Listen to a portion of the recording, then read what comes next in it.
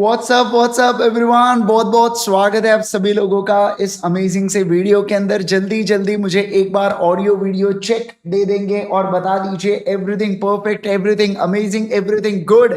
जल्दी जल्दी जल्दी जल्दी सारे लोग बता देंगे। क्या बात है, क्या बात है। अमेजिंग अमेजिंग अमेजिंग, बहुत बहुत स्वागत है आप सभी लोगों का सीए इंटरमीडिएट के पहले क्लास के अंदर। जी हाँ, come on come on come on everyone, very very good morning and very very good morning everyone।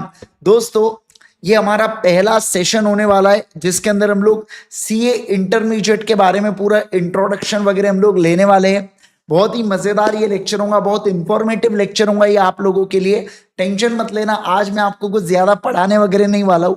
As such content से शुरुआत नहीं करूंगा, बट ये आज का जो लेक्चर है ये आपको आने वाली जो 3 महीने की आपकी ग्रुप 1 की जर्नी है इसके अंदर ये बहुत ज्यादा मददकारी होने वाला है, क्योंकि इसके अंदर हम लोग लॉ के बेसिक्स के बारे में जानेंगे, बाकी ओवरऑल बैच के बारे में जानेंगे कि बैच के अंदर चीजें कैसे प्रोसीड करने वाली है, और उन सारे चीजों के बारे में हम लोग जानने वाले है। ठीक है, okay, very very good morning. ये सबसे पहले तो सारे लोग कमेंट करके बता दीजिए आप कहां से बिलोंग करते हैं, मतलब अपने सिटी का नाम और अपने स्टेट का नाम जरूर से लिख देना, है ना। सारे लोग फटाफट कमेंट कर देंगे। सब बताऊंगा बेटा मैं आपको, आज को कितनी नोटबुक बनाना है, क्या करना है, कैसे पढ़ना है, सब बताऊंगा मैं आपको, टेंशन मत लो आप, है ना। यस, लेकिन सबसे पहले तो आप बता दो यहाँ पे, देखो वन गॉड शॉट बोल रहा है, मैं थाईलैंड से हूं करके, है ना। चलिए, क्या बात है। हरियाणा, गुजरात, महाराष्ट्र, तमिलनाडु, मध्य प्रदेश, मुंबई, कुरुक्षेत्र, हरियाणा, मीरठ, झुंझुनू, राजस्थान, रेवाड़ी, एमपी, मोरबी, अरे भाई साहब मोरबी के टाइल्स, है ना। उसके अलावा और नासिक से, कोई त्रिपुरा से, क्या बात है, अमेजिंग अमेजिंग अमेजिंग, बहुत बढ़िया, क्या बात है। नेपाल से भी है, अल्टीमेट सीए गोज इंटरनेशनल, है ना, हर अटेम्प्ट में वैसे। तेलंगाना, पंजाब, हाँ, धनबाद, क्या बात है, मालेगांव, पुप्पू नगर, ये कौन सा नगर है भाई, ये मैं पहली बार सुना, सही में पहली बार सुना। कटक, बरेली की बर्फी, ओके, नमक, क्या बात है, क्या बात है, अमेजिंग अमेजिंग अमेजिंग, बहुत बढ़िया बहुत बढ़िया, अमेजिंग, क्या बात है। चलिए दोस्तों, शुरुआत करेंगे आज के हमारे बहुत ही जबरदस्त सेशन की, जिसके अंदर मैं आपको बहुत सारी जानकारी देने वाला हूं। प्लीज सारे लोग ये इंफॉर्मेशन को बहुत अच्छे से सुनना। मैं सब कुछ बताऊंगा आपको, कितने नोटबुक आपको मेंटेन करना है, कब आपको टेस्ट देना है, फिर इसके अलावा रिवीजन कब करना है, आपकी सेल्फ स्टडी कैसे रहने वाली है, ये सारे पूरे जर्नी के बारे में आज हम लोग डिस्कस करेंगे। और साथ ही साथ आज हम लोग लॉ से भी शुरुआत कर देंगे, यानी कि जो पेपर नंबर 2 हमारा होने वाला है उसके रिगार्डिंग शुरुआत कर देंगे। सबसे पहली बात तो आज से बैच हमारी चालू हुई है। बैचेस के टाइमिंग आप सभी लोगों को पता होंगे बेटा, सुबह 7:45 को गाबा सर आएंगे, फिर 11:15 को मैं आऊंगा, और 2:30 को कौन आने वाले, हमारे सीए तेजा भाई आने वाले, यानी कि तेजस सूचक सर आने वाले हैं। ठीक है, ओके सर। चलिए अब आ जाएंगे दोस्तों, सबसे पहली बात तो स्वागत है आप सभी लोगों का सीए इंटरमीडिएट के अंदर, है ना। यस, अब यहाँ से जो आपकी जर्नी है ये बड़ी ही एक्साइटिंग और बड़ी ही मतलब थोड़ा सा एक नेक्स्ट स्टेप आप लेने वाले हो अभी, तो आपकी कुर्सी की पेटी थोड़ी सी बांध लीजिए, क्योंकि है ना थोड़ा सा जो तापमान है वो बिगड़ने वाला है। ठीक है, ओके दोस्तों, अब अगर मैं बात करूं आपके साथ, सारे लोग ध्यान दीजिए। देखें, एक स्टूडेंट सीए इंटरमीडिएट का एग्जाम कब दे सकता है, तो सीए फाउंडेशन को पास करने के बाद जब वो 9 मंथ का स्टडी पीरियड कंप्लीट करता है तब वो एलिजिबल होता है सीए इंटर के लिए। मतलब अभी आप जनवरी 26 वाले बच्चे हैं बहुत से इसके अंदर, और बहुत से सितंबर 25 वाले भी बच्चे हैं। तो जब आपने सीए फाउंडेशन पास किया, मैं बात करता हूं जनवरी 26 के बारे में, अभी आपने सीए फाउंडेशन पास किया जनवरी 25 के अटेम्प्ट में, तो वहां से 9 मंथ्स का स्टडी पीरियड आपको अंडरगो करना पड़ता है, यानी कि लगभग लगभग आप ऐसा समझ लो नवंबर हो जाएगा। तो नवंबर के बाद जो भी अटेम्प्ट है, यानी कि जनवरी 26 आपका अटेम्प्ट है, तब आप एलिजिबल होते हो। सर मान लो मैंने अभी ग्रुप 1 आपके साथ पढ़ लिया, तो मैं सितंबर 25 दे सकता हूं क्या? नहीं दे सकते। कंपलसरी 9 मंथ्स का स्टडी पीरियड आपको अंडरगो होना पड़ता है अगर आप एग्जाम को अपीयर भी करना चाहते हो तो। समझ रहे आप बात को? यस। ये इसके अलावा बीकॉम के डायरेक्ट एंट्री से भी आप सीए इंटरमीडिएट के अंदर आ सकते हो। अगर बीकॉम 3rd ईयर या फाइनल ईयर में आप हो तो प्रोविजनल रजिस्ट्रेशन लेके आप अपनी पढ़ाई चालू कर सकते हो। जैसे ही बीकॉम आपका कंप्लीट होता है सीए इंटरमीडिएट का अटेम्प्ट दे सकते हैं। ठीक है, ओके सर। चलिए आइए, अब अब देखो बेटा, सीए फाउंडेशन के अंदर तो 4 सब्जेक्ट होते हैं। मैं आपको एक बात बता दूं, प्लीज चैट के अंदर है ना कुछ अभी डालना मत। अगर आपको मुझसे कुछ पूछना है ना, तो मैं इस वीडियो के एंड में आपको समय दूंगा कि आपको जो भी इंफॉर्मेशन मुझसे मांगना है वो पूछ लेना करके, है ना। बाकी आप पूरा क्लास के अंदर अटेंटिव रहना। मैं बहुत अच्छी, बहुत बढ़िया बढ़िया बातें, बहुत स्ट्रैटेजिक बातें आपके साथ आज करने वाला हूं।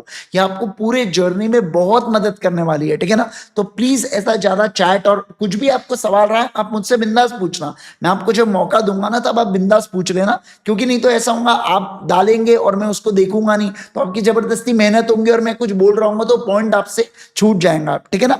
यस, तो बस आप इस बात का ध्यान रखिएगा बेटा, ठीक है। ओके दोस्तों सुनो, अब ध्यान दीजिए। सर, सीए इंटरमीडिएट के अंदर सबसे पहली बात तो कितने ग्रुप्स होते हैं? तो सीए इंटरमीडिएट के अंदर 2 ग्रुप्स होते हैं। एक होता है ग्रुप 1, एक होता है ग्रुप 2। मुझे पता है बहुत से लोगों को ये बेसिक बातें पता होंगी, बट 5 मिनट सुन लीजिए। पेपर 1 से लेके पेपर नंबर 3 तक ये ग्रुप 1 के अंदर आता है, और पेपर नंबर 4 से पेपर नंबर 6 तक ये ग्रुप 2 के अंदर जाता है।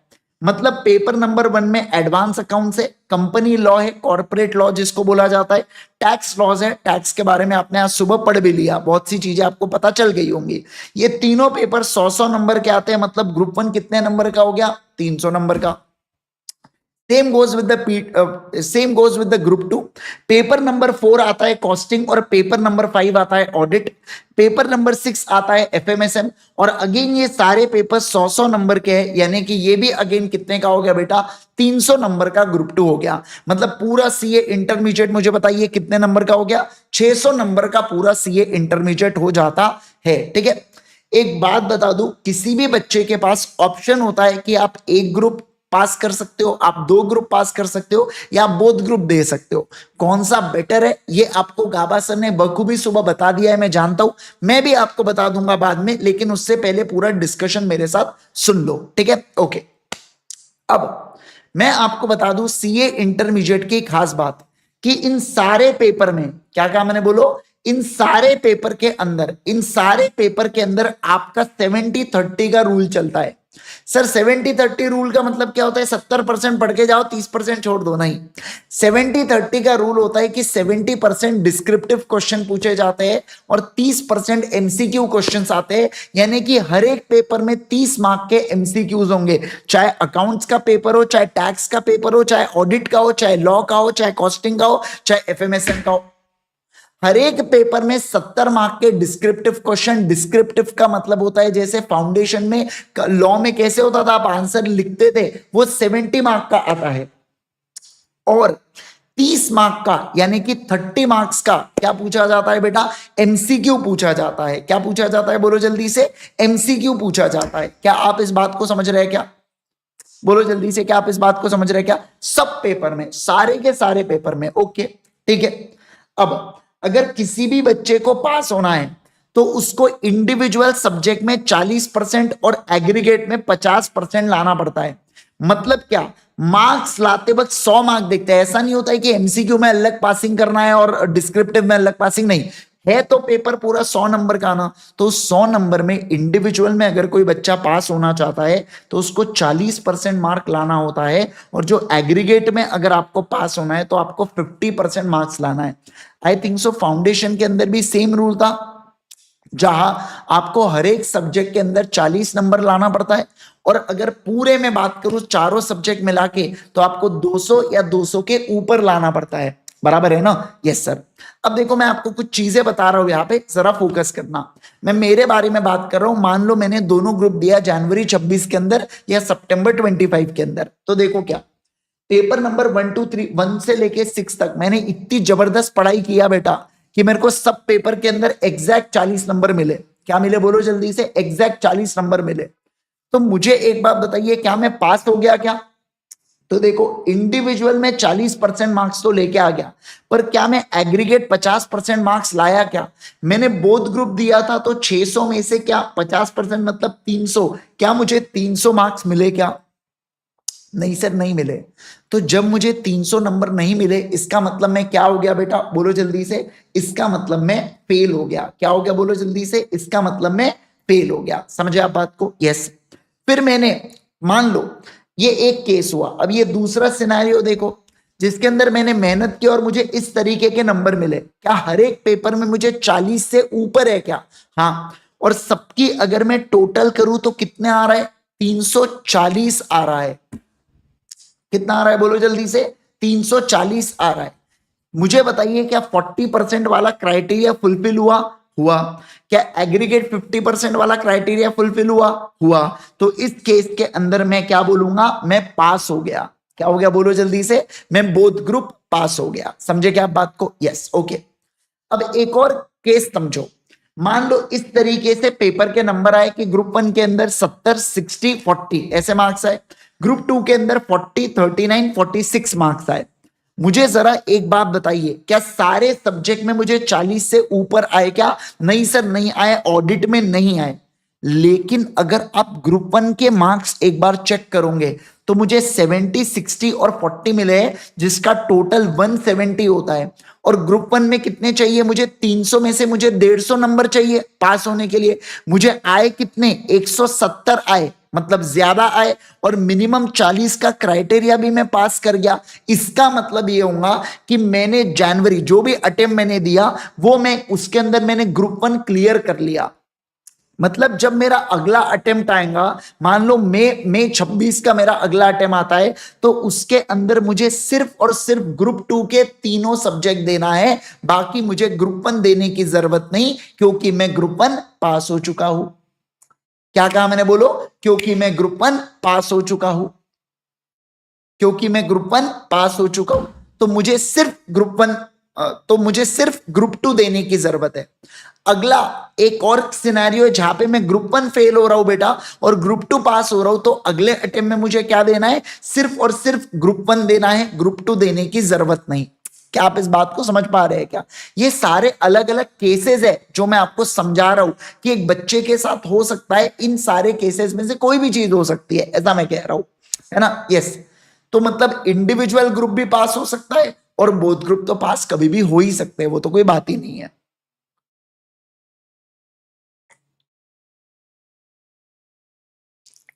Got it? Got it everyone? Yes. चलिए अब देखो क्या, अब मैं आपको बहुत ही खतरनाक चीज बता रहा हूं सीए इंटर के रिगार्डिंग। एक तो है बेटा बेनिफिट ऑफ सेट ऑफ के बारे में, और दूसरा एग्जेम्पशन के बारे में मैं आपको बताने जा रहा हूं।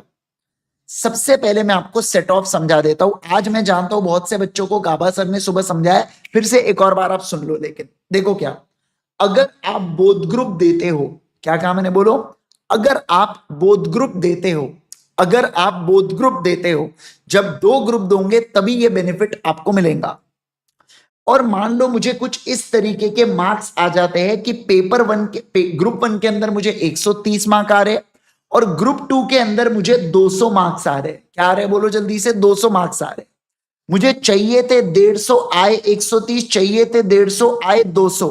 यहां पे 20 नंबर कम पड़े ना बेटा? कम तो पड़े।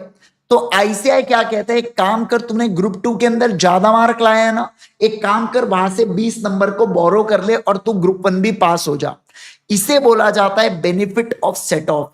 कि अगर कभी कभार मैं इंडिविजुअल सब्जेक्ट में पास हूं बट मेरा एग्रीगेट कम है, क्या कहा मैंने बोलो? मेरा एग्रीगेट कम है, तो इस सिचुएशन के अंदर जो दूसरा ग्रुप होता है अगर उसमें ज्यादा नंबर आए तो वो मेरा एग्रीगेट को पुल कर सकता है।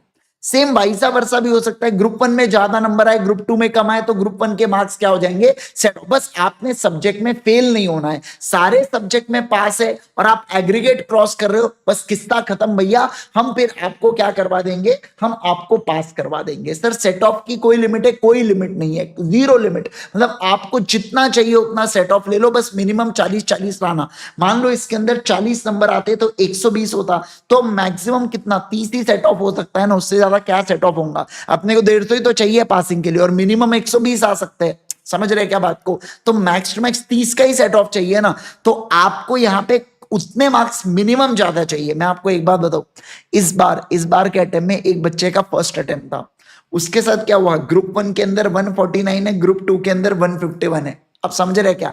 एग्जैक्ट मार्क आए 300 और बच्चा दोनों ग्रुप पास। इतना खतरनाक है ना? तो जनरली ये बहुत बड़ा फायदा होता है बेटा बोथ ग्रुप देने का, कि कभी कभार क्या होता है, किसी बच्चे का थ्योरी सब्जेक्ट थोड़ा डाउन है या किसी का कोई प्रैक्टिकल डाउन है, तो उसको बेनिफिट मिल जाता है, किसका, सेट ऑफ का बेनिफिट मिल जाता है।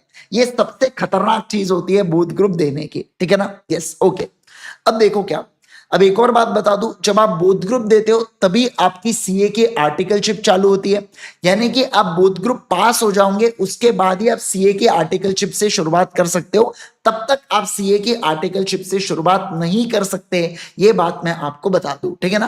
पहले ऐसा हुआ करता था कि एक ग्रुप पास होने पर आर्टिकलशिप चालू हो जाती थी, बट अब न्यू कोर्स के अंदर ऐसा नहीं है, आप बोथ ग्रुप आप पास करो और उसके बाद ही आपकी आर्टिकलशिप भी शुरुआत होती है, तब तक आपकी आर्टिकलशिप की शुरुआत नहीं होती है, ठीक है, ओके। अब सर एक और लाइन है यहां पे, एग्जेम्पशन। ये एग्जेम्पशन का क्या मतलब होता है सर, ये बताइए। देखो मैं आपको बता रहा हूं, ध्यान दो यहां पे, ये सिनेरियो देखो, आप मार्क्स देखो यहाँ पे, पेपर 1 के 60 40 50, यानी कि मुझे 150 नंबर मिले, मैं ग्रुप 1 पास हो चुका हूं। ग्रुप 2 के अंदर मुझे पेपर नंबर 4 कॉस्टिंग में 65 मार्क्स आए, पेपर नंबर 5 ऑडिट में 39 मार्क्स है और पेपर नंबर 6 एफएमएसएम में 55 मार्क्स है।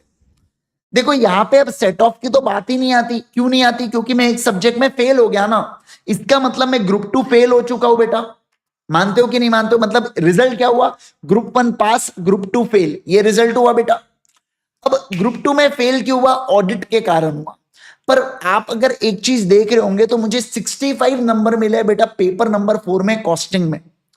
तो समझना आईसीआई क्या कहता है, आईसीआई कहता है कि अगर तू कोई एग्जाम देता है और उस एग्जाम में तू पास नहीं हो पाता है, पर तेरे किसी पेपर में अगर 60 के ऊपर मार्क्स है, क्या है बोलो, 60 के ऊपर मार्क्स है, तो जितने भी मार्क्स होंगे हम उसको अगले अटेम्प्ट के लिए as it is carry forward कर लेंगे, यानी कि हम तुम्हें एग्जेम्पशन का बेनिफिट दे देंगे। क्या दे देंगे बोलो, हम तुम्हें एग्जेम्पशन का बेनिफिट दे देंगे। मतलब जनवरी 26 में जब बच्चा फेल हुआ होगा तो मई 26 में उसको ग्रुप 1 तो वैसे भी नहीं देना है, क्योंकि ग्रुप 1 वो पास हो चुका है, और ग्रुप 2 के भी उसको केवल और केवल 2 पेपर देना है, और 65 नंबर उसके मार्कशीट में एज इट इज आ जाएंगे पिछले अटेम्प्ट के। मतलब कि उसको 150 माइनस 65 जितना भी होगा वो 2 सब्जेक्ट में स्कोर करना है, मिनिमम 40 नंबर तो करना ही है, पर वो 2 मिला के ऐसा स्कोर करना है उसको। समझ पाए क्या आप बात को, मतलब सर आप ये कह रहे हैं सर एग्जैक्ट 60 है तो भी एग्जाम्प्ट होता है बेटा, 60 या मोर, क्या कहा मैंने बोलो, 60 या मोर, ठीक है। तो 60 से 60 या उससे ऊपर कितने भी मार्क्स, मान लो 85 आए किसी के, तो 85 मार्क्स एज इट इज क्या कर लिए जाएंगे, कैरी फॉरवर्ड कर लिए जाएंगे। क्या कर लिए जाएंगे बोलो जल्दी से, कैरी फॉरवर्ड कर लिए जाएंगे। क्या आपको ये बात समझ में आई क्या एग्जामिशन की। अब देखो एक और केस हो सकता है, जैसे ये देखो कितना दर्दनाक हादसा, 65 65 39 मार्क्स है, 61 62 39 मार्क्स है। तो इस केस में क्या होगा, इस केस के अंदर बच्चा एग्जामिशन क्लेम करेगा और अगले एग्जाम में उसको केवल 2 पेपर देने जाना है बेटा, एक पेपर नंबर 3 और एक पेपर नंबर 6। बाकी सारे मार्क्स क्या हो जाएंगे, as it is carry forward हो जाएंगे। क्या हो जाएंगे बोलो जल्दी से, as it is carry forward हो जाएंगे। समझ में आ रहा है कि आपको बात, yes got it everyone, yes. लेकिन मैं आपको एक बात बता दूं कि मान लो मैं जनवरी 26 में मैंने पेपर दिया, मैंने अगर फॉर एग्जांपल मैंने बोथ ग्रुप दिया, मैं बोथ ग्रुप फेल हो गया, पर मुझे एक सब्जेक्ट में एग्जाम्शन है, अगर मैं वो एग्जाम्शन को क्लेम कर लेता हूं और अगले अटेम्प्ट में मैं सारे पेपर में अच्छे से पढ़ के जाता हूं, पास भी हो जाता हूं, मेरा एग्रीगेट भी अच्छा बन रहा है, पर मेरे को एआईआर रैंक नहीं मिल सकता अगर आप एग्जाम्शन को क्लेम करते हो तो। समझ रहे हैं आप बात को। बट ठीक है, एग्जाम्शन मतलब एक सब्जेक्ट को पढ़ना नहीं है आपको, आप ये सोच के देखो ना सर कितने समय तक, 3 अटेम्प्ट तक एग्जाम्शन का वो जो नंबर है वो वैलिड रहता है, फिर 3 अटेम्प्ट चले गए तो वो लैप्स हो जाता है। हालांकि आजकल आईसीआई उसके अंदर भी एक ऑप्शन देता है परमानेंट एग्जाम्शन का, बट उसके ऊपर वो सेपरेट चर्चा करूंगा मैं, वो कभी बाद में बताऊंगा आपको, अननेसेसरी आप नहीं तो भी कंफ्यूज हो जाएंगे, ठीक है बेटा, ओके। तो ये है पूरी पूरी बातें किससे रिलेटेड, एग्जाम्शन से related. Got it everyone, yes okay. Sir अब मुझे जरा एक बात बताइए आप, मैं जनवरी 26 का स्टूडेंट हूं, तो मेरी एक प्लानिंग करके बताइए कि मैं आने वाले समय में एक लॉन्ग टर्म प्लानिंग मेरी क्या रहने वाली है, मैं कैसे सेल्फ स्टडी करके पेपर दूंगा। जनवरी 25 वाले आप चिंता मत करना, मैं आपकी भी अभी प्लानिंग करके आपको देने वाला हूं, ठीक है ना। यस देखो सबसे पहले मैं बात करूंगा आपके साथ जनवरी 26 वाले, फिर बात करूंगा मैं सितंबर 25 वाले, ठीक है ओके। देखो अगर कोई स्टूडेंट है जिनका अटेम्प्ट है जनवरी 26 में, तो आज से यानी कि क्या 10 मार्च हो गया बेटा, आज 10 मार्च से आपकी क्लास स्टार्ट होंगी। लगभग लगभग ये 3 महीने आपकी क्या चलने वाली है, ग्रुप 1 की क्लासेस चलेंगी। फिर इसके बाद 30 जून तक फिर यहाँ पे क्या होगा, 10 जुलाई के आसपास से आपका ग्रुप 2 चालू होगा, जो लगभग लगभग आपका सितंबर एंड या उससे पहले कंप्लीट हो जाएगा। यानी कि आपके पास अक्टूबर, नवंबर और दिसंबर इतना समय आपको मिलेगा किसके लिए बेटा, सेल्फ स्टडी करने के लिए। किसके लिए बोलो जल्दी से, सेल्फ स्टडी करने के लिए। Got it everyone? यस, ये आपकी एक लॉन्ग टर्म प्लानिंग रहने वाली है। ओके सर, हम सितंबर 25 वाले स्टूडेंट्स हैं, तो सितंबर 25 वाले स्टूडेंट्स के बारे में मैं आपको बता दूं कि अभी 10 मार्च को आपका ग्रुप 1, आपका ऑलरेडी ग्रुप 2 कंप्लीट हो चुका है। ग्रुप 2 कंप्लीट होने के बाद आपको 10 से 15 दिन का समय मिला है, जिसके अंदर आपने ग्रुप 2 को हो सकता है रिवाइज किया हो, कुछ बच्चों ने बैकलॉग फिनिश किया हो। ठीक है, ओके। अब यहां से आपका ग्रुप 1 का क्लास चलेगा और ये आपका लगभग लगभग जून मिड के बीच में, यहाँ पे लॉ की अगर मैं बात करूं तो जून मिड तक आपका ये कंप्लीट हो जाएगा। ठीक है, उसके बाद आपको लगभग लगभग 2.5 से 3 महीने के 2.5 महीना आपको मिलेगा सेल्फ स्टडी करने के लिए। सर हमें कम समय क्यों मिल रहा है, क्योंकि 15 दिन ऑलरेडी आपको यहाँ पे मिल चुके हैं ग्रुप 2 के बाद रिविजन करने के लिए। तो यहाँ पे आपको 2.5 महीना मिलेगा, मतलब इन शॉर्ट आपके पास बराबर 3 महीना मिल रहा है क्या? यस सर, इनको भी 3 महीना यहाँ पे मिल रहा है। समझ पा रहे हैं आप बात को? तो इस तरीके से आपकी प्लानिंग होगी, इस तरीके से आप क्या करेंगे, इस तरीके से आप पढ़ाई करेंगे। Got it everyone? Okay sir, चलिए डन। अब मैं आपको पहले कुछ चीजों के बारे में मैं आपको बता दूं। देखो, सीए इंटरमीडिएट की जो क्लासेस होती है ये मिनिमम 8 घंटों की आपकी क्लासेस रहने वाली है। अब आज का तो इंट्रोडक्शन सेशन है तो थोड़ा सा छोटा सेशन होगा, पर वैसे मैं आपको बता दूं टैक्स का 3 घंटे का क्लास, लॉ का 2.5 घंटे का क्लास और अकाउंट्स का भी लगभग लगभग 3 घंटे का क्लास। तो मिनिमम 8 घंटे की क्लास, 8 से 8.5 घंटों की क्लास हो सकती है आपकी। ठीक है, यस। इसके अलावा सर अगर किसी का कॉलेज है तो मैं कहूंगा आपके साथ बोथ ग्रुप आपके लिए बहुत डिफिकल्ट होगा। अगर आपका रेगुलर कॉलेज है तो आप, मैं सजेस्ट करूंगा आपको कि आप पढ़ाई, देखो पढ़ाई करते वक्त, सेल्फ स्टडी करते वक्त बोथ ग्रुप की तैयारी करो, लेकिन जब अटेम्प्ट की बारी आएंगी तब इंडिविजुअल ग्रुप पे आप चाहो तो शिफ्ट हो सकते हो। क्योंकि देखो यार, आप रेगुलर कॉलेज, आप 7-8 घंटा कॉलेज जाओगे, फिर 7-8 घंटा सेल्फ स्टडी करोगे तो सोएंगे कब और बाकी कब चीजें करेंगे, सेल्फ स्टडी कब करेंगे, तो बहुत प्रैक्टिकली डिफिकल्ट हो जाएगा। इसलिए मैं सजेस्ट करता हूं कि अगर कोई बीकॉम भी कर रहा है ना, तो रोज रोज कॉलेज नहीं जाना चाहिए उसने। उसको कुछ तो भी बोलते हैं ना ऐसा, वो क्या अच्छा ही नाम है यार उसका, मैं भूल रहा हूं उसका नाम, है ना। तो आप सिर्फ पेपर देने जाओ बेटा, जो सेमेस्टर के पेपर होते हैं बस उतना देने आपने जाना चाहिए। उससे ज्यादा आपने अगर रोज रोज कॉलेज जाएंगे तो गड़बड़ हो जाएंगी थोड़ी सी, है ना। यस, अब देखो फ्रॉम दी फर्स्ट डे, पहले दिन से आपको बहुत ज्यादा अच्छे से पढ़ना है, शिद्दत से पढ़ना है और कोशिश करना कि आपका कोई भी बैकलॉग नहीं रहे। क्या कहा मैंने, बोलो? पहले दिन से आपको बहुत शिद्दत से पढ़ना है, अच्छे से पढ़ना है और कोशिश करना है कि आपका कोई भी बैकलॉग नहीं रहना चाहिए। क्योंकि देखो, एक दिन का भी बैकलॉग पढ़ा तो 8.5 घंटों का बैकलॉग आपका हो जाएगा सीधा, है ना।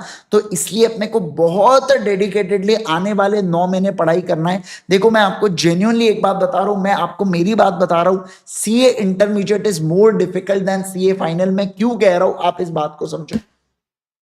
देखो क्या होता है कि सीए इंटर के अंदर बच्चा नया नया है, फाउंडेशन के बाद उसको नहीं आइडिया है प्रैक्टिकल नॉलेज। 9 मंथ्स में उसको नए सब्जेक्ट को पढ़ना भी है, उसको कंपैटिबिलिटी भी जमाना है, सब कुछ चीजें उसको करना है बेचारे को, है ना। लेकिन फाइनल में ऐसा नहीं है। फाइनल में बच्चे को क्या हो जाता है, फाइनल में बच्चे को प्रैक्टिकल एक्सपोजर मिल जाता है। और जब उसको प्रैक्टिकल एक्सपोजर मिल जाता है ना, तो उसके लिए चीजें जो जो ऑब्वियस सी बात है, जो थ्योरी में उसको कनेक्ट करना बड़ा आसान होता है। मैं ये नहीं कहूंगा कि 100% थ्योरी वो पढ़ने वाला है, पर ऑब्वियस सी बात है कि अगर 60% भी उसने प्रैक्टिकल किया है तो ये एक बहुत बड़ी चीज हो जाती है उसके लिए। तो देखो फाइनल का फिर क्वांटम भी उतना है, क्वांटिटी भी उतनी है, ऑब्वियसली बात है, फाइनल है वो फिर, है ना। लेकिन एक अगर दो बच्चे को, और फाइनल का बच्चा थोड़ा सा ज्यादा और मैच्योर हो जाता है। आप सोचो ना, आज से 3 साल बाद आपका जब आपको प्रैक्टिकल एक्सपीरियंस आ जाएगा, एक्सपोजर मिल जाएगा, तो थोड़ा सा एक मैच्योरिटी लेवल और बढ़ जाती है ना। तो इस सिचुएशन के अंदर सीए इंटरमीडिएट कंपैरेटिवली ज्यादा डिफिकल्ट हो जाता है। फाइनल के लिए उसको अच्छा खासा समय मिलता है, क्लासेस के लिए, प्रैक्टिकल स्टडी करने के लिए, सेल्फ स्टडी करने के लिए, सब कुछ समय मिलता है, बस प्रॉपर प्लानिंग होनी चाहिए उसके पास। लेकिन इंटर में ऐसा नहीं होता है। इंटर में सबके पास 9 मंथ से उससे ज्यादा नहीं है, उससे ज्यादा आप ले सकते हो, but that will be eight the cost of attempt ना, तो वैसा हम लोग उसको काउंट नहीं कर सकते बेटा। क्या कहा मैंने, बोलो, काउंट नहीं कर सकते। Got it everyone? Yes sir. अब देखो यहाँ पे क्या अगला, सर आपको डेली स्टडी करना है। देखो जैसे सुबह आपकी 7:45 से लेके लगभग शाम में 5:30 बजे तक क्लास होंगी, ठीक है बच्चों? अब ध्यान देना, अब प्लीज अच्छे से सुनना मेरी बातें, जो मैं कह रहा हूं आपके साथ बहुत इंपॉर्टेंट बातें मैं आपको बताऊंगा, जो आपको ध्यान रखना है आने वाले 3 महीनों के अंदर, जब तक मेरी क्लास चलते रहेंगी तब तक। उसके बाद सितंबर वालों को अपन आईसीआई के हवाले कर देंगे, और इसके अलावा जो जनवरी वाले उनको अपन ग्रुप 2 के टीचर्स के हवाले कर देंगे, ठीक है? अभी आप सुनो, जो मेरा ग्रुप 1 अभी चलने वाला है उसके अंदर आपकी क्या प्लानिंग लेने वाली है, वो मैं सारी चीजें आपको बता रहा हूं। लगभग 7:45 से लेके आपकी जो क्लासेस है ये 5:30 बजे तक चलने वाली है। देखो इसके बीच में आपके पास टाइमिंग नहीं है सेल्फ स्टडी करने का, ये मैं भी जानता हूं, ये आप भी जानते हैं, क्योंकि हर एक क्लास के बीच में 10-15 मिनट का ड्यूरेशन होगा, कहीं पे खाने का ब्रेक है थोड़ा सा, बस उतना रहने वाला है, राइट? यस। अब सुनना, एक तो आपने इसके पहले के टाइम को यूटिलाइज करना है, या जैसे फॉर एग्जाम्पल 5:30 बजे आपकी क्लास एंड हो गई, तो मैं कहता हूं आपसे, आप 6:30 तक क्या ले लो, ब्रेक ले लो। क्या ले लो, बोलो जल्दी से, ब्रेक ले लो थोड़ा सा। ब्रेक ले लो का मतलब होता है रेस्ट कर लो थोड़ा सा, है ना? आंख बंद करके मैं कहता हूं सो जाओ 1 घंटा। अगर नींद आती होगी, किसी किसी को होता है ऑन ऑफ बटन, मेरा है जैसे ऑन ऑफ बटन है, मैं आप जब बोलो तब मैं सो सकता हूँ बेटा, है ना? ऐसा एकदम एकदम खतरनाक अपना, ठीक है? आओ। तो मेरी वाइफ और या मेरी मम्मी बोलती, मैं मम्मी पे गया हूं ना, तो मम्मी का भी सेम है ऐसा सिस्टम, ठीक है? तो आप जब बोलो तब 6 बजे बोले तो 6 बजे सो जाएंगे अपन, ऐसा कोई प्रॉब्लम नहीं है। तो अगर हो सके तो आप 1 घंटे की नींद ले लीजिए यहाँ पे, पर आप 6:30 के बाद मत जाइए। सर नींद क्यों ले हम लोग? क्योंकि देखो यार, सुबह से आप 8 बजे से 5:30 बजे तक क्लास कर रहे हो, एक मेंटल, एक दिमाग भी तो थकता है भाई, कितना मैं क्लास देखूंगा, आप सोच के देखो ना। तो एक मेंटल भी थोड़ा सा, उसको भी रेस्ट दो, दिमाग को भी। तो बढ़िया 1 घंटे की नींद ले लो, उसके बाद आप सुपर फ्रेश हो जाओगे एकदम। फिर उसके बाद 6:30 बजे से लेके अपनी पढ़ाई करना 11 बजे तक, 11-12 बजे तक, एंड देन फिर उसके बाद सो जाना सीधा। सुबह 6:30 बजे उठा, 1 घंटे में अपना सब कुछ, है ना, सब कुछ निपटाया अपना, एंड देन फिर उसके बाद अपनी क्लास चालू कर दिया 7:30 बजे से। ये एक आपकी प्लानिंग ऐसी हो सकती है कि 6:30 बजे से लेके मान लो 11:30 तक भी मैं पकड़ू, बीच में आधा घंटा सरका भी दिया मैंने, तो भी आपके पास लगभग 4 आवर्स के आसपास बचते हैं सेल्फ स्टडी करने के लिए। एक ये चीज हो सकती है। दूसरी ऐसी भी हो सकती है कि आप 6:30 बजे से लेके 9:30 बजे तक आपने पढ़ाई की बेटा, इसके अंदर आपने 2.5 घंटे निकाले और 9:30-10 बजे सो गए, सुबह 5 बजे उठे, 5:30 से 7:30 आपने पढ़ाई की, सुबह 2 घंटे अलग निकाले, मतलब 2 घंटे रात में, 2 घंटे सुबह। इस तरीके से आपने प्लानिंग किया। आपको जैसा लगता है वैसा करो, ये आपकी चॉइस है। कुछ बच्चे सुबह उठना प्रेफर करेंगे, कुछ बच्चे रात में जगेंगे, ये आपकी चॉइस है। पर मैं ये कह रहा हूं कि कोई भी चीज आपके नींद के कॉस्ट पे नहीं आनी चाहिए। आपको मिनिमम 7 घंटे की रात की नींद, 6 घंटे, 6.5 घंटे, 7 घंटे, इतनी मिनिमम नींद की रिक्वायरमेंट होती है, उतना आपने लेना ही है। नहीं तो क्या होगा, अगले दिन आप उठेंगे, आप फ्रेश मूड में नहीं रहेंगे, मैं पढ़ाऊंगा, आप कुछ भलता ही सोच रहे हो, अपना दिमाग ढंग से काम नहीं करता है। फिर वैसी चीजें नहीं होनी चाहिए। आराम से आपके बॉडी को जितनी नींद की रिक्वायरमेंट है, हाँ आप बोल रहे सर मेरे को तो 10 घंटे की रिक्वायरमेंट, तो पड़े रहो लाश की तरह, फिर ऐसा नहीं होता, ठीक है ना? वो मिनिमम 7 घंटे, बस मैक्सिमम 7 घंटे भाई, उससे ज्यादा नहीं जा सकते अपन, ठीक है? मतलब वो तो सवाल ही नहीं बनता, मतलब ऐसा, ठीक है? तो आप इस तरीके से क्या कर सकते हो सर, इस तरीके से आप डिस्ट्रीब्यूट यहां पे कर सकते हो, ठीक है? मैं कहूंगा आपके साथ 6 से 7 घंटे की स्लीप बहुत ज्यादा जरूरी है किसी भी स्टूडेंट को, इतना तो होना ही चाहिए किसी भी बच्चे के लिए। हाँ, अगर आपका एग्जाम बहुत ही पास में और फिर आप थोड़ा सा 4, 4.5, 5 घंटा सो रहे हो तो समझ में आता है, बट देन फिर आपने ऐसा इसको लॉन्ग आवर्स, क्योंकि अभी तो आपको 9 महीने पढ़ना है, किसी को अभी 6 महीने पढ़ना है, तो आप ऐसी चीजें नहीं कर सकते बेटा। आपको मिनिमम 6 से 7 घंटे की नींद जरूरी है। क्या? हाँ सर, बिल्कुल बिल्कुल जरूरी है। Got it everyone? क्या आपको इतनी बातें समझ में आ गई है? यस। इसके अलावा बेटा देखो, आप अगर कोई हो सके तो कोई डॉक्टर के पास चले जाना, है ना, जो आई स्पेशलिस्ट हो उनसे कंसल्ट कर लेना, या आप यहाँ पे एक, मैं आपको जब अपनी क्लासेस चालू होंगी तो मैं आपको एक आई ड्रॉप बताऊंगा, वो एक आई ड्रॉप आप अपने पास रख लेना, है ना। देखिए सीधी सी बात है, आपका और मेरा, आपका 8 आवर्स का स्क्रीन के सामने मुझे देखते रहोगे, गाबा सर को देखोगे, तेजस सर को देखोगे, कितना भी बोलो, थोड़ा सा मैं कितना भी आई प्रोटेक्शन लगा लूं, चश्मा लगा लूं, थोड़ा सा तो आंखें जलने वाली है। और अभी नहीं, ये बाद में भी आपके साथ होने वाला है, जब आप सेल्फ स्टडी करोगे तब भी ऐसा होगा। तो एक बात ध्यान रखना, not at the health of cost, मतलब समझना बात को, कोई भी at the cost of health अपन कोई भी चीज सुपीरियर नहीं है बेटा, है ना। तो अपने को थोड़ा सा आई ड्रॉप, जो जेनरिक आई ड्रॉप होते हैं ना, उसका सहारा आप लीजिएगा, जो आपको कंपैरेटिवली मदद करे, ठीक है ना। मैं जानता हूं बेटा, बिल्कुल मेरे साथ भी ऐसा होता है ना, क्योंकि अब मैं भी इतना दिन रात सुबह शाम पढ़ा रहा हूं, मैं भी इतने स्क्रीन के सामने हूं, तो रात में बहुत ज्यादा आंखें जलती भी है। तो इसलिए मैं आपको आई ड्रॉप का नाम बताऊंगा, मेरे को एग्जैक्ट रिकलेक्ट नहीं हो रहा है, मेरे को याद दिलाना बाद में, ब्रेक के बाद मैं आपको बता दूंगा, ठीक है। तो आपने वो आई ड्रॉप का आप सहारा ले सकते हैं, बिल्कुल बिल्कुल। ये आपको आपको देखो, हो सकता है आप बोलोगे सर मेरे साथ तो अभी नहीं हो रहा, बेटा अभी नहीं हो रहा इसका ये मतलब नहीं ना कि 2 महीने बाद 3 महीने बाद नहीं होगा, जब इतना समय अपना चलता रहेगा। तो पहले से अपने प्रिकॉशंस लेते हुए चलना, है ना। बीच में जैसे लॉ का क्लास कंप्लीट हुआ तब एक बार डाल दिया, और रात में सोते वक्त एक बार डाल दिया, वो जेनेरिक वाले होते हैं ना, जो जेनेरिक वाले, ऐसा स्पेशलाइज वाला नहीं बोल रहा हूं मैं आपको। और पतंजलि का यूज मत करना, डाल दिया तो आंखें जल रही बेटा, पता चल रहा है आंखें खुलेंगी कि नहीं खुलेंगी, है ना, वो भयंकर जलता है, वो सब मत करना। मैं आपको बताऊंगा एक अच्छा नाम, आयुर्वेदिक कोई तो भी है, मुझे पता चला था, मैंने काफी रिसर्च के बाद मैं उसको यूज करता हूं, और मेरे को बहुत बेनिफिट उसका मिला है, इसलिए मैं आपको बता सकता हूं वो चीज, ठीक है ना। यस, ठीक है। तो अब अगर मैं बात करूं तो ये 2 चीजों का आपने सहारा लेना, एक तो अपना सेल्फ स्टडी और दूसरा ये आई ड्रॉप। ये बहुत ज्यादा दोनों चीजें जरूरी है, क्योंकि ये आपको, आप सोच के देखो ना यार, आपको सेल्फ स्टडी करना है, सब चीजें करना है, तो आपकी not at the cost of this, है ना। यस, चलिए बहुत बढ़िया। ओके दोस्तों, यार सही में यार वैसा ही होता है भाई, बहुत भयंकर जलता है वो यार, है ना। यस, ठीक है। ओके सर, यहाँ पे ये सारी बातों का हम लोग ध्यान रखेंगे। बाकी मैं कुछ आपको एक आधा कभी होमवर्क दिया तो वो आपने करते हुए चलना है। मैं जनरली एक क्वेश्चन डेली का होमवर्क में देता ही देता हूं, जिसको मैं DPQ नाम देता हूं। अभी मैं आपको आगे बताने वाला हूं क्या होता है करके, सब चीजें वो मैं आपको बताता हूं, ठीक है। इसके अलावा आपकी रेगुलर टेस्ट वगैरह भी होंगी। चलिए उन सारी चीजों के बारे में भी समझते हैं। ओके, अब मैंने पूरा जनरल इंटरमीडिएट के बारे में सारी सारी चीजें आपको बता दिया। अब मैं आपको आगे ले जा रहा हूं बेटा, किसके लिए, हमारे पेपर नंबर 2 के लिए, यानी कि अब हम लोग किसके बारे में बात करेंगे बेटा, हमारे CA inter paper number 2 corporate and other laws के ऊपर फाइनली हम लोग चालू करने जा रहे हैं, ठीक है। ओके दोस्तों, सबसे पहली बात, अगर मैं पेपर नंबर 2 की कहूं, जिसका नाम है कॉर्पोरेट एंड अदर लॉस, क्या नाम है बोलो जल्दी से, कॉर्पोरेट एंड अदर लॉस इसका नाम है। तो corporate and other laws total कितने मार्क का है बेटा, बोलो बोलो बोलो जल्दी से, सर ये टोटल है 100 मार्क्स का। कितने मार्क्स का बोलो जल्दी से, 100 मार्क्स का सर ये टोटल आता है, ठीक है।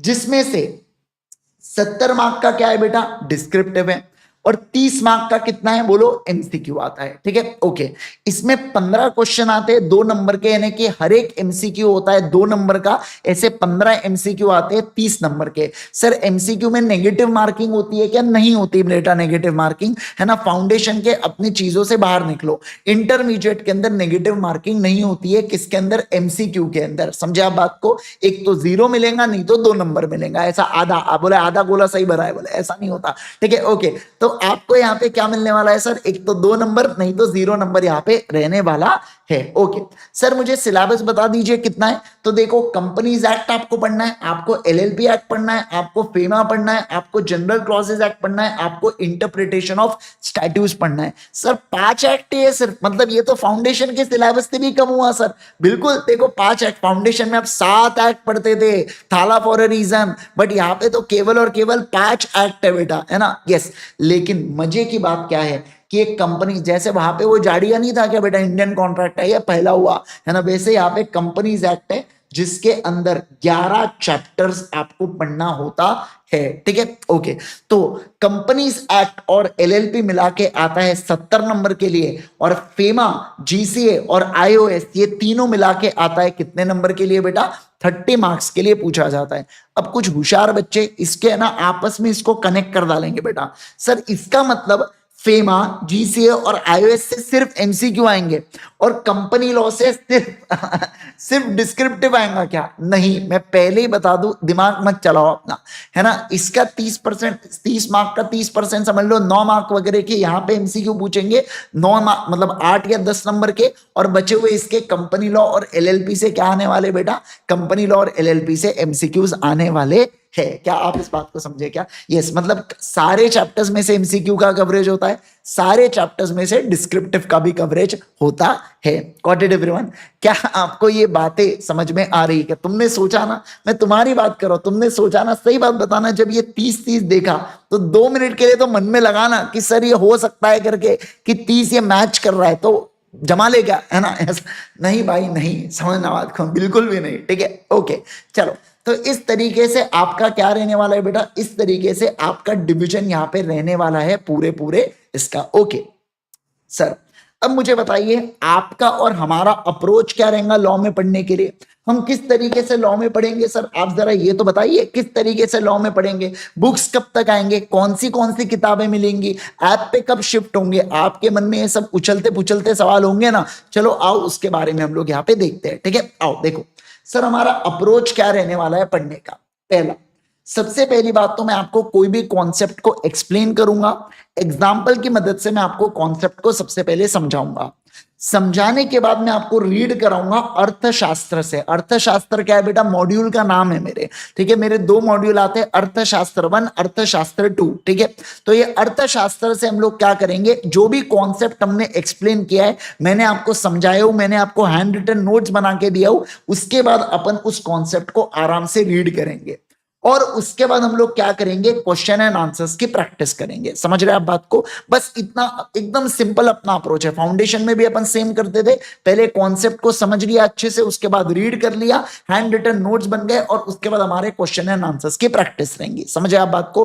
पूरे सीए इंटरमीडिएट के कैसे नोट्स बनेंगे हैंड रिटन के, वो भी मैं आपको आज दिखाऊंगा। मेरे लास्ट बैच के हैंड रिटन नोट्स आपको मैं बताने वाला हूं, ठीक है। ओके देखो, नोट्स में आपको क्या क्या मिलने वाले हैं। 3 किताबें आपके घर पे पहुंचने वाली है बेटा।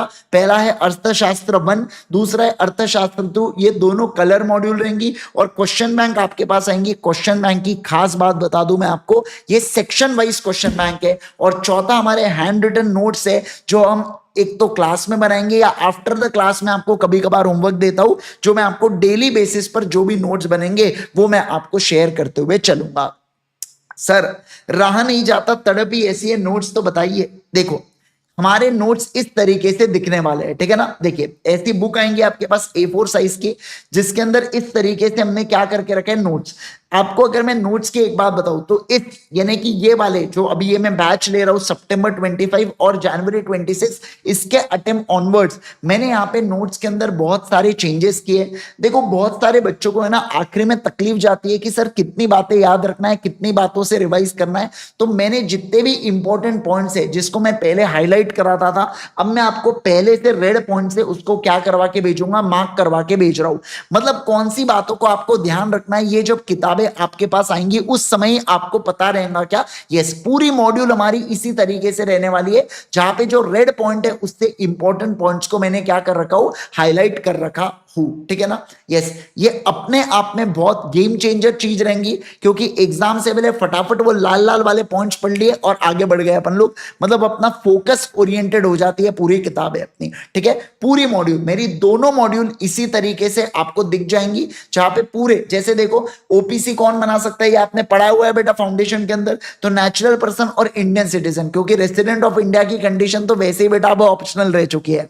समझ रहे क्या आप बात को, है ना। तो इस तरीके से मैंने पूरी चीजें यहाँ पे क्या करके रखा हूं बेटा, रेड पॉइंट से इंपॉर्टेंट पॉइंट्स को मार्क यहाँ पे मैंने कर रखा हूं। ये हो गई एक बात। दूसरी बात, अब मैं आपको, हमारी ऐसी सेम होती है हमारी वॉल्यूम 2 यानी कि अर्थशास्त्र 2, जिसके अंदर भी अगेन बहुत सारे कॉन्टेंट्स यहाँ पे कवर्ड है, ठीक है। ओके, अब देखो मैं सबसे खास बात के ऊपर लेके आता हूं आपको। जैसे देखो ये हमारी क्वेश्चन बैंक, क्वेश्चन बैंक जो मेरी है, ये सेक्शन वाइज क्वेश्चन बैंक मैंने ड्राफ्ट किया हो। क्यों सर? इसलिए क्यों, ताकि आपको समझ में आ जाए कि कौन से सेक्शन के ऊपर ज्यादा क्वेश्चन है। जिस सेक्शन के ऊपर ज्यादा क्वेश्चन है, ऑब्वियस सी बात है वो सेक्शन क्या होने वाला है बेटा, इंपॉर्टेंट होने वाला है ना। तो उससे रिलेटेड आपको बहुत इजी, और मान लो मैंने घर पे आज मैंने 4 सेक्शन को रिवाइज किया, तो 4 सेक्शन के ऊपर जितने भी क्वेश्चंस होंगे वो मेरे को दिख जाएंगे यहाँ पे, और मैं उससे उसकी मदद से क्या कर सकता हूं बेटा, रिवीजन कर सकता हूं, क्वेश्चंस को कर सकता हूं। समझ पा रहे हैं आप बात को। जैसे देखो सेक्शन नंबर 2 क्लॉज 40 के ऊपर ये सवाल है, सेक्शन नंबर 2 क्लॉज 41 के ऊपर ये सवाल है, समझ रहे हैं आप बात को। फॉरेन कंपनी के ऊपर ये सवाल है ना। तो यहाँ पे सेक्शन नंबर 2 क्लॉज 60 के ऊपर ये सवाल है। तो हमने पूरे क्वेश्चन को सेक्शन वाइज मैंने क्या करके रखा हूं, क्लासिफाई कर रखा हूं। तो ये अपने आप में बहुत ज्यादा गेम चेंजर रहने वाला है।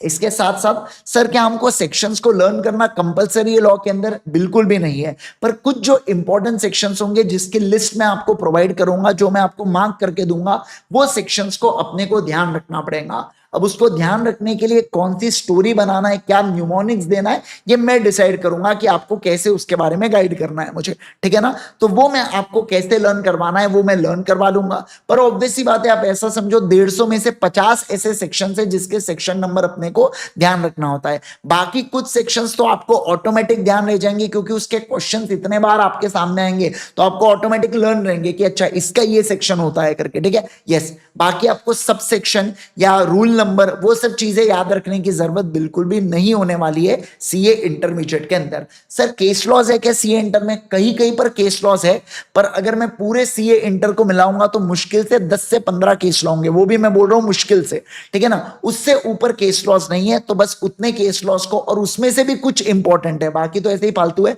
तो उस इंपॉर्टेंट केस लॉज को जो लर्न करवाना है वो मैं आपको क्लास के अंदर ही बता दूंगा या आपको लर्न करवा दूंगा। Got it everyone? क्या आपको इतनी बात समझ में आ रही है क्या? सारे लोग जल्दी जल्दी मुझे बताएंगे किसी को इन पॉइंट्स के अंदर कोई दिक्कत अभी किताबों के अंदर। तो घर पे कितनी किताब आने वाली है? 3। एक किताब कब बनने वाली है बेटा? एक किताब अपनी क्लास के अंदर बनने वाली है। सर हमको क्लास के अंदर लगेगा क्या क्या, ये बताइए, ये आपके लिए बहुत ज्यादा इंपॉर्टेंट है। सबसे पहले तो आपको एक 200 पेजेस की मेन नोटबुक आपको बनाना है। देखो ये 200 पेजेस को जब एक्सीड करेंगी तब हम डिसाइड करेंगे और 100 पेजेस की बनाना है। अभी मैं बोल दूं 400 पेजेस की तो कोई मतलब नहीं है। एक 200 पेजेस की मेन नोटबुक बनाना, एक 100 पेजेस की टेक्स्ट बुक बनाना। क्यों टेक्स्ट बुक? क्योंकि देखो आपके 4 इवैल्यूएटेड टेस्ट होंगे, यानी कि 2 50 मार्क के टेस्ट, 2 100 मार्क के टेस्ट, जो आप सॉल्व करके हमें भेजोगे और हम आपको चेक करके देंगे। और इसके साथ साथ में बहुत सारी चैप्टर वाइज 2-2 3-3 चैप्टर्स को बंडल करके लगभग मैं यहाँ पे आपकी लाइव टेस्ट लेता हूं मैं, ठीक है ना। तो वो जो लाइव टेस्ट है ना, उसके लिए अपने को 100 पेजेस बेयर मिनिमम अपने को लगने वाले हैं, जिसके अंदर आपके 4 टेस्ट और मेरे ऐसा पकड़ लो 6 टेस्ट, मतलब 10 टेस्ट के लिए अपने पास यहाँ पे क्या लगेंगे, अपने को 100 पेजेस की एक टेक्स्ट बुक लगने वाली एक छोटी सी आपकी कॉपी होनी चाहिए, ठीक है। Got it everyone? मतलब सारे टेस्ट आप एक ही बुक के अंदर लेते हुए चलोगे क्या? बिल्कुल बिल्कुल, ठीक है, ओके। इसके अलावा एक रफ नोटबुक रखना। फाउंडेशन की कोई किताबें वगैरह बची होंगी जिसमें कुछ पन्ने बचे हुए बेटा रफ नोटबुक के, तो रफ नोटबुक आपके पास पड़ी रखना। क्यों रखना है ये मैं आपको समय के साथ साथ बता दूंगा। मल्टीपल कलर पेन आपके पास होने चाहिए, स्टिकी नोट्स भी आपके पास होने चाहिए, ज्यादा जरूरत पड़ी आप उसका इस्तेमाल करना, चाहे मेरे सब्जेक्ट में हो, चाहे आपका टैक्स हो, चाहे आपका अकाउंट्स हो, जब जो जैसा लगा वैसा आप यहाँ पे प्रयोग करते हुए चलना। बहुत खास बात मेरे बैच की, very important point to be noted, मैंने आप सभी लोगों को लाइव चैट के अंदर एक लिंक प्रोवाइड किया। ओपन मत करना, तुम जो ओपन करने जा रहे हो रुक जाओ यहाँ पे, ए सफेद कपड़ा रुक जा, है ना। पहले मैं बताऊंगा आपको, फिर उसके बाद गूगल ड्राइव की लिंक मैंने आपको दे के रखा हूं। जो बच्चा इसको रिकॉर्डेड देख रहा है बेटा, वो आप चले जाना हमारे यूट्यूब, जो यूट्यूब का डिस्क्रिप्शन पैनल है ना, वो डिस्क्रिप्शन में नोट्स की लिंक आप चेक करना, आपको लिंक मिल जाएंगी यहाँ पे, ठीक है ना। क्या मिल जाएंगी बोलो? आपको लिंक यहाँ पे मिल जाएंगे, ठीक है। इस लिंक के अंदर क्या क्या होंगे? इस लिंक के अंदर नोट्स होंगे, लेक्चर ट्रैकर होंगी और एमसीक्यू की पीडीएफ होंगी। सर एक मिनट, इसका मतलब आपने एमसीक्यू इसके अंदर नहीं दिए क्या? इसके अंदर भी कुछ एमसीक्यूज है। बट हर एक अटेम्प्ट के साथ साथ इंस्टीट्यूट कुछ नए नए एमसीक्यूज देता है बेटा, तो इसके अंदर एमसीक्यूज लिमिटेड है, ज्यादा नहीं है। तो इसकी सॉफ्ट कॉपी मैंने ओपन कर दिया उस सबके लिए, फ्री पीडीएफ है इसकी सबके लिए एमसीक्यू के लिए, जिसके अंदर केस बेस्ड एमसीक्यूज भी है, नॉर्मल एमसीक्यूज भी है, आईसीआई के एमसीक्यूज भी है, मेरे एमसीक्यूज भी है, सब कुछ पीडीएफ बिल्कुल बिंदास अवेलेबल है। किसके ऊपर? इस गूगल ड्राइव लिंक के ऊपर। अभी मैं आपको लेके चलता हूं गूगल ड्राइव लिंक के ऊपर, और मैं अभी आपको बताता हूं कि कैसी हमारी ड्राइव दिखने वाली है, ठीक है ना। 1 मिनट रुक जाना बस, ठीक है। आओ ध्यान दो, कहा गया, ये रहा, देखो यहां पे, ये देखिए सर, ये गूगल ड्राइव की एक लिंक है जिसके अंदर ये ग्रुप 1 की लिंक है बेटा, ग्रुप 2 के लिए एक दूसरी लिंक आपको बाद में मिल जाएंगी। अकाउंट्स के लिए आपको दिख रहा है यहाँ पे तेजा भाई, लॉ के लिए मैं हूं, और टैक्स के लिए बेटा वीजी सर के अलग अलग फोल्डर्स बने हुए हैं। चलो चलते तेजा भाई के फोल्डर में, अरे भाई साहब खाली फोल्डर है। चलो चलते वीजी सर के फोल्डर में, यहाँ पे डेमो नोट्स जो डाल के रखे वो मैंने ही डाला हुआ है। चलो आ जाते हैं मेरे फोल्डर के अंदर, ठीक है। देखो मेरे फोल्डर में आपको क्या नजर आ रहा है, यहाँ पे 4 फोल्डर्स आपको नजर आ रहे हैं। एक तो एमसीक्यू पीडीएफ का है, देख लो यहाँ पे आईसीआई ने जो बुकलेट सिनेरियोस इशू किए एमसीक्यूज, ये वाले एमसीक्यूज है। इसके अंदर कंप्लीट एमसीक्यूज है, हर एक चैप्टर वाइज देखो मैंने एमसीक्यूज डाल के रखा हुआ यहाँ पे, आईसीआई के भी और नॉर्मल वाले भी। और इसके अलावा मैं इसको कंटिन्यूअसली अपडेट करते रहता हूँ। कभी आरटीपी में कुछ नया दिख गया, कभी कुछ मुझे कुछ नया लग गया, तो वो मैं आपको पीडीएफ के अंदर अपडेट बराबर करके डाल देता हूँ। क्या? बिल्कुल बिल्कुल डाल देता हूँ, ठीक है। ये एक पहला हुआ। जितने भी टेस्ट पेपर्स होंगे वो आपको यहाँ पे टेस्ट पेपर्स, क्योंकि कुछ बच्चे रिकॉर्डेड भी देखेंगे ना, तो उनको टेस्ट पेपर्स यहाँ पे नजर आ जाएंगे। फिर इसके अलावा डेमो नोट्स, देखो डेमो नोट्स के अंदर 2 चीजें अपलोडेड है, एक एलएलपी के डेमो नोट्स है और दूसरा डेमो नोट्स है कंपनीज एक्ट के, जिसकी शुरुआत में अभी आपके साथ करने वाला हूं, ठीक है। तो अगर आपको लगता है तो इन डेमो नोट्स को प्रिंट करवा के रख लेना, जब तक किताबें नहीं आती। कब तक किताबें आएंगी वो भी बताऊंगा मैं अभी आपको, ठीक है। Yes, okay. अब देखो ये सबसे इंपॉर्टेंट फोल्डर है अपना बोर्ड नोट्स का। जैसे मैंने अर्ली बर्ड बैच के अंदर एलएलपी पढ़ाया था बेटा, तो ये एलएलपी के हमने जिस तरीके से नोट्स बनाए थे, तो जब हमारे पूरी चीजें कंप्लीट हो जाती है, पूरा एक्ट अपना, पूरा एक चैप्टर अपना कंप्लीट हो जाता है, तो यहाँ पे पूरी पीडीएफ अपलोड हो जाएंगी। जैसे मैं आपको पिछला बैच लेके जाता हूं बेटा, पिछले बैच की अगर मैं बात करूं तो देखो पिछला बैच कहाँ है, पिछला बैच यहां है, ठीक है, मई 25। तो देखो मई 25 में अगर मैं ले जाऊं आपको बोर्ड नोट्स में, तो देखिए आप यहाँ पे ये बोर्ड नोट्स पूरे अवेलेबल है चैप्टर वाइज। जैसे अगर मैं फॉर एग्जांपल चैप्टर 8 ओपन करना है, तो चैप्टर 8 के अंदर ये पूरे बोर्ड नोट्स अवेलेबल है अपने। तो इस तरीके के अपने पूरे हैंड रिटन नोट्स बनेंगे यहाँ पे, है ना। चैप्टर 4 के अंदर ये नोट्स है बेटा, तो इस तरीके से अपने पूरे हैंड रिटन नोट्स बनेंगे बैच के, और इस बैच के नोट्स आपके पूरे किताब के अंदर आ जाने चाहिए। क्या? बिल्कुल बिल्कुल आ जाने चाहिए। इसके अलावा मैं आपको प्रोवाइड करता हूं एक और बहुत ही जबरदस्त चीज, जो है बेटा लेक्चर ट्रैकर। ये लेक्चर ट्रैकर क्या है, जरा आप आ जाएंगे, जब आप बाद में देखेंगे इसको तो आप देखिए यहाँ पे, ठीक है। अभी आप स्क्रीन के ऊपर देखो, जैसे आज का लेक्चर नंबर 1 है, तो इस लेक्चर नंबर 1 के अंदर मैंने आपको क्या क्या पढ़ाया, ये सारी बातें मैं कहां पे डाल दूंगा, इस लेक्चर ट्रैकर के अंदर डाल दूंगा। जैसे आज की जो डेट है, फॉर एग्जांपल आज की डेट है अपनी कौन सी, 10 मार्च 2025। तो ये 10 मार्च 2025 मैंने डाल दिया। L1 आज का रहने वाला है, जब अपलोड होगा ये ऐप के ऊपर तो आपको L1 नाम से दिखेगा ये लेक्चर। फिर L2, L3, L4, L5, इस तरीके से लेक्चर नंबर अपने चलते रहेंगे। फिर कौन सा चैप्टर चल रहा है वो चलता रहेगा, डेट क्या है वो चलती रहेंगी। इसके अलावा मैं क्या पढ़ा है वो चलता रहेगा। डेली नोट्स, आज मैंने जो भी लिखवाया हो उसके नोट्स में तुरंत एक ऐसी लिंक बनाता हूं मैं, जो कंटिन्यूअसली अपडेट होते रहती है, ठीक है ना। जैसे आज मैं जो भी लिखूंगा आईपैड में, वो ऑटोमेटिक सर्वर पर अपलोड हो जाएंगे, और वो लिंक मैं यहां दे दूंगा, तो आज जो मैंने पढ़ाया होगा वो आपको उस डेली नोट्स के अंदर दिख जाएंगे। और जब चैप्टर कंप्लीट होगा तो उसकी पीडीएफ अलग से अवेलेबल हो जाती है, ठीक है। और डीपीक्यू का मतलब क्या होता है, डेली प्रैक्टिस क्वेश्चन। कभी कभार कॉन्सेप्ट खत्म होने के बाद मैं आपको एक डीपीक्यू दूंगा, कि एक, उससे ज्यादा नहीं देता हूं, कभी कभार 2 भी देता हूं, हाँ कभी कभार 3 भी दे देता हूं मैं, ठीक है ना, पर उससे ज्यादा नहीं दूंगा। एक आध बार छुट्टी आ रही है तो 4 भी हो सकता है, मतलब छुट्टी आ रही है तो ऐसा, बाकी नहीं, ठीक है। यस, तो मैं आपको डीपीक्यू देता हूं। डीपीक्यू का मतलब क्या होता है? डेली प्रैक्टिस क्वेश्चन, जिसकी मदद से मैं जो आपको कराऊंगा क्लास में कॉन्सेप्ट, उसका एक सवाल और उससे सिमिलर एक और सवाल मैं आपको दूंगा घर पे प्रैक्टिस करने के लिए, कि आप इस क्वेश्चन को क्या करो, आप इस क्वेश्चन को प्रैक्टिस करके आओ, सेल्फ प्रैक्टिस करके आओ, एक बार देखो आपको लिखना जम रहा है क्या। और अगर आपको जम रहा है तो आप मुझे आपको पता है, आप मुझे टेलीग्राम पे मैसेज भेजते हो, मैं आपको उसको चेक करके रिप्लाई दे देता हूं। बहुत सारे फाउंडेशन के बच्चे, उनको पता है कि टेलीग्राम के ऊपर अपना एकदम स्ट्रॉन्ग कनेक्ट है भाई। टेलीग्राम के ऊपर मैक्सिमम 24 आवर्स के अंदर आपको रिप्लाई आ ही जाता है टेलीग्राम के ऊपर। तो टेलीग्राम के ऊपर आप मुझे फोटो खींच के भेजेंगे, मैं उसको चेक करके दे दूंगा। इसके अलावा अब जो हमारा नया ऐप होने वाला है यूसीए का 2.0 है ना, तो उस ऐप के अंदर आप मुझे वहां के वहां डीएम भी भेज सकते हो, ठीक है ना। मतलब वहीं पे चैट का एक ऑप्शन होगा, तो आप वो भी मुझे भेज सकते हो, बट स्टिल मैं अभी भी बोलूंगा आप मुझे टेलीग्राम के ऊपर भेजना, क्योंकि वो मेरे लिए ज्यादा हैंडी है। मैं सब कुछ चीजें आपको भेज सकता हूँ टेलीग्राम पे, फोटो भेजना है, लिख के भेजना है, बोलना है, वीडियो करना है, सब कुछ मैं क्या कर सकता हूँ, टेलीग्राम के ऊपर भेज सकता हूँ आपको, ठीक है। ओके, इसके अलावा जो हमारे इस बैच के स्टूडेंट है, इस बैच मतलब सितंबर 25 जनवरी 26 या उसके बाद वाले जो रिकॉर्डेड इस बैच को परचेस करेंगे, लेक्चर ट्रैकर के ऊपर ही आपको टेलीग्राम की एक लिंक मैंने देके रखा हूं, सीए इंटर लॉ ग्रुप की लिंक है। जो भी लॉ से रिलेटेड कुछ वर्ल्ड में चीजें चल रही होती है, जो अपन ने पढ़ा है, उससे रिलेटेड मैं मैसेजेस यहाँ पे इनसाइट्स, प्रैक्टिकल इनसाइट्स में आपके साथ शेयर करता हूं इस ग्रुप के अंदर। तो बाद में आप इस ग्रुप में पार्ट बन जाना बेटा। बाद में जब आप ये ओपन, आपको चैन नहीं है, अभी लोग आना चालू हो गए इसके अंदर, है ना, मानते ही नहीं आप लोग बिल्कुल भी। तो बाद में आप क्या करोगे, बाद में आप इस ग्रुप का पार्ट धीरे धीरे बन जाना, ठीक है। इस ग्रुप की लिंक चाहे तो इस वीडियो के खत्म होने के बाद मैं कमेंट सेक्शन के अंदर भी डाल दूंगा, आप उसके अंदर आ जाना, मैं आपको बाकी चीजें भी शेयर वहां पे कर दूंगा, जैसे कि अपने ये जो ट्रैकर वैकर है वहां पे भी मैं शेयर कर दूंगा। Got it everyone?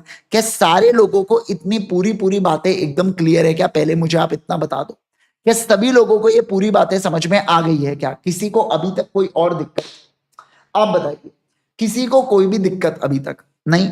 चलो सर आ जाओ। ओके, चलो चलो चलो सर, सारे लोग ध्यान दीजिएगा, सारे लोगों को एकदम क्लियर क्लियर अभी तक, बिल्कुल क्लियर अभी तक। मैंने बोला ना, थोड़ा सा चैट कम करके देखो, सिर्फ मेरी बातें सुनो, देखो कितना अच्छा लगता है, सब समझ में आता है ना। अब कोई भी बच्चा मुझे इससे रिलेटेड पूछेगा क्या कि सर नोट्स कहाँ मिलेंगे, ट्रैकर कहाँ मिलेगा, क्या कहाँ मिलेगा, आप कहाँ मिलोगे, आपको मैसेज कैसे करना है, कोई भी मुझे पूछेगा क्या? बिल्कुल नहीं पूछेगा। किसी ने भी पूछा तो आप उसको बोलना गो NCL1 करके, है ना, मुझे याद आ गया कुछ। खैर चलिए आइए, तो ऐसे केस के अंदर मैं क्या कह रहा हूं बेटा, ऐसे केस के अंदर बस आपको इस ये जो मैंने लेक्चर में बातें आपको बताया हूं ना, ये आपको यहाँ पे ध्यान रखना है क्या? बिल्कुल बिल्कुल ध्यान रखना है, ठीक है। ओके, अब ध्यान दो, अब मैं आपको एक बात बता रहा हूं सर, देखो आज यानी कि 10 मार्च, ठीक है ना, 10 मार्च से लेके 7 डेज, मतलब आप ऐसा समझ लो 17 मार्च तक, है ना, अपनी जितनी भी क्लासेस है ये YouTube के ऊपर होने वाली है। इसमें 5 ही क्लासेस लगेंगी, क्योंकि होली के एक दिन की छुट्टी आएंगी और संडे की छुट्टी आएंगी अपनी, तो 5 ही दिन क्लासेस होंगी। ये 7 दिन तक अगर अपनी जितनी भी क्लास होती है वो पूरी की पूरी किसके ऊपर होंगी?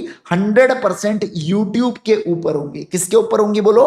100% यूट्यूब के ऊपर होंगी, 100% यूट्यूब के ऊपर होने वाली है, ठीक है। ओके सर, 7 तारीख के बाद से अपनी जितनी भी क्लासेस है ये किसके ऊपर होंगी? यूसीए 2.0 ऐप के ऊपर होंगी। सर मुझे बताइए ऐप में लॉगिन कैसे करें? हमने रजिस्टर कर लिया है सर, हम तो ऐप में लॉगिन करने की कोशिश कर रहे हैं, साइन इन नहीं हो रहा, क्योंकि हमने आपको बैकएंड से अभी तक एक्सेस नहीं दिया है। अभी हम आपको बैकएंड से एक्सेस देना आज से चालू करेंगे फेज मैनर में।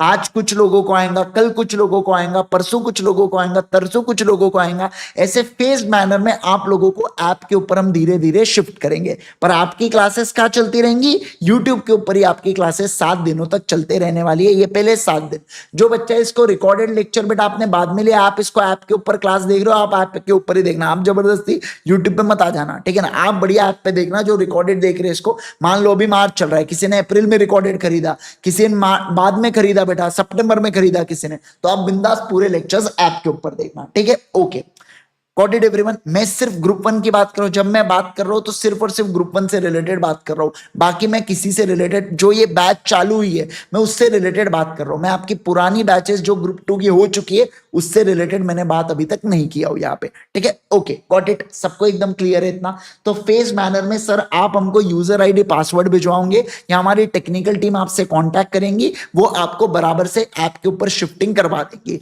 जिन जिन के ऊपर ऐप के ऊपर शिफ्ट होंगे, अब आप उसके अंदर आपको धीरे धीरे कल परसों नरसों से ये जो लेक्चर आज मैं ले रहा हूं ये अपलोड हो जाएगा ऐप के ऊपर, फिर आप इसको ऐप के ऊपर भी देख पाएंगे, ठीक है। Okay, got it. क्या आपको इतनी बातें ऐप से रिलेटेड क्लियर है क्या? मुझे एक बात बताइए जल्दी से, क्या आपको ये पूरी बातें एकदम क्लियर है क्या? Got it everyone? Yes sir, ये पहला पॉइंट एकदम क्लियर। ओके, आपको कुछ इंस्टॉल नहीं करना है। मैंने क्या बोला, हमारी टीम कांटेक्ट करेंगे आपसे और आपको लिंक भेजेंगे इंस्टॉल करने के लिए। आप कुछ मत करो, आप बस मजे लो अभी, है ना, बस क्लास के मजे ऐसे झूलते हुए लेने का बेटा। मैं वैसे भी 7 दिन तो हम यूट्यूब पे आ रहे तीनों लोग, तो आपको बस यूट्यूब के ऊपर ऐसा देखना है हमको, ठीक है ना। यस, बाकी टीम आपको कांटेक्ट करेंगी, वो आपको लिंक भेजेंगी, आपको डाउनलोड कराएंगी, ओटीपी आपको ही डालना पड़ेगा ऑब्वियस, है ना, और बाकी चीजें फिर आप थोड़ा सा उनके साथ कोऑर्डिनेट करके कर लेना मैनेज। ओके सर, इसके अलावा इन 7 दिनों के अंदर ही मैक्सिमम लोगों को जितनी भी बुक्स है बेटा वो मिल जाएंगी। आज से देखो, जिन्होंने इंडिविजुअल सब्जेक्ट लिया था, जैसे टैक्स का हो गया, लॉ का हो गया, तो इंडिविजुअल सब्जेक्ट की किताबें ऑलरेडी डिस्पैच हो चुकी है।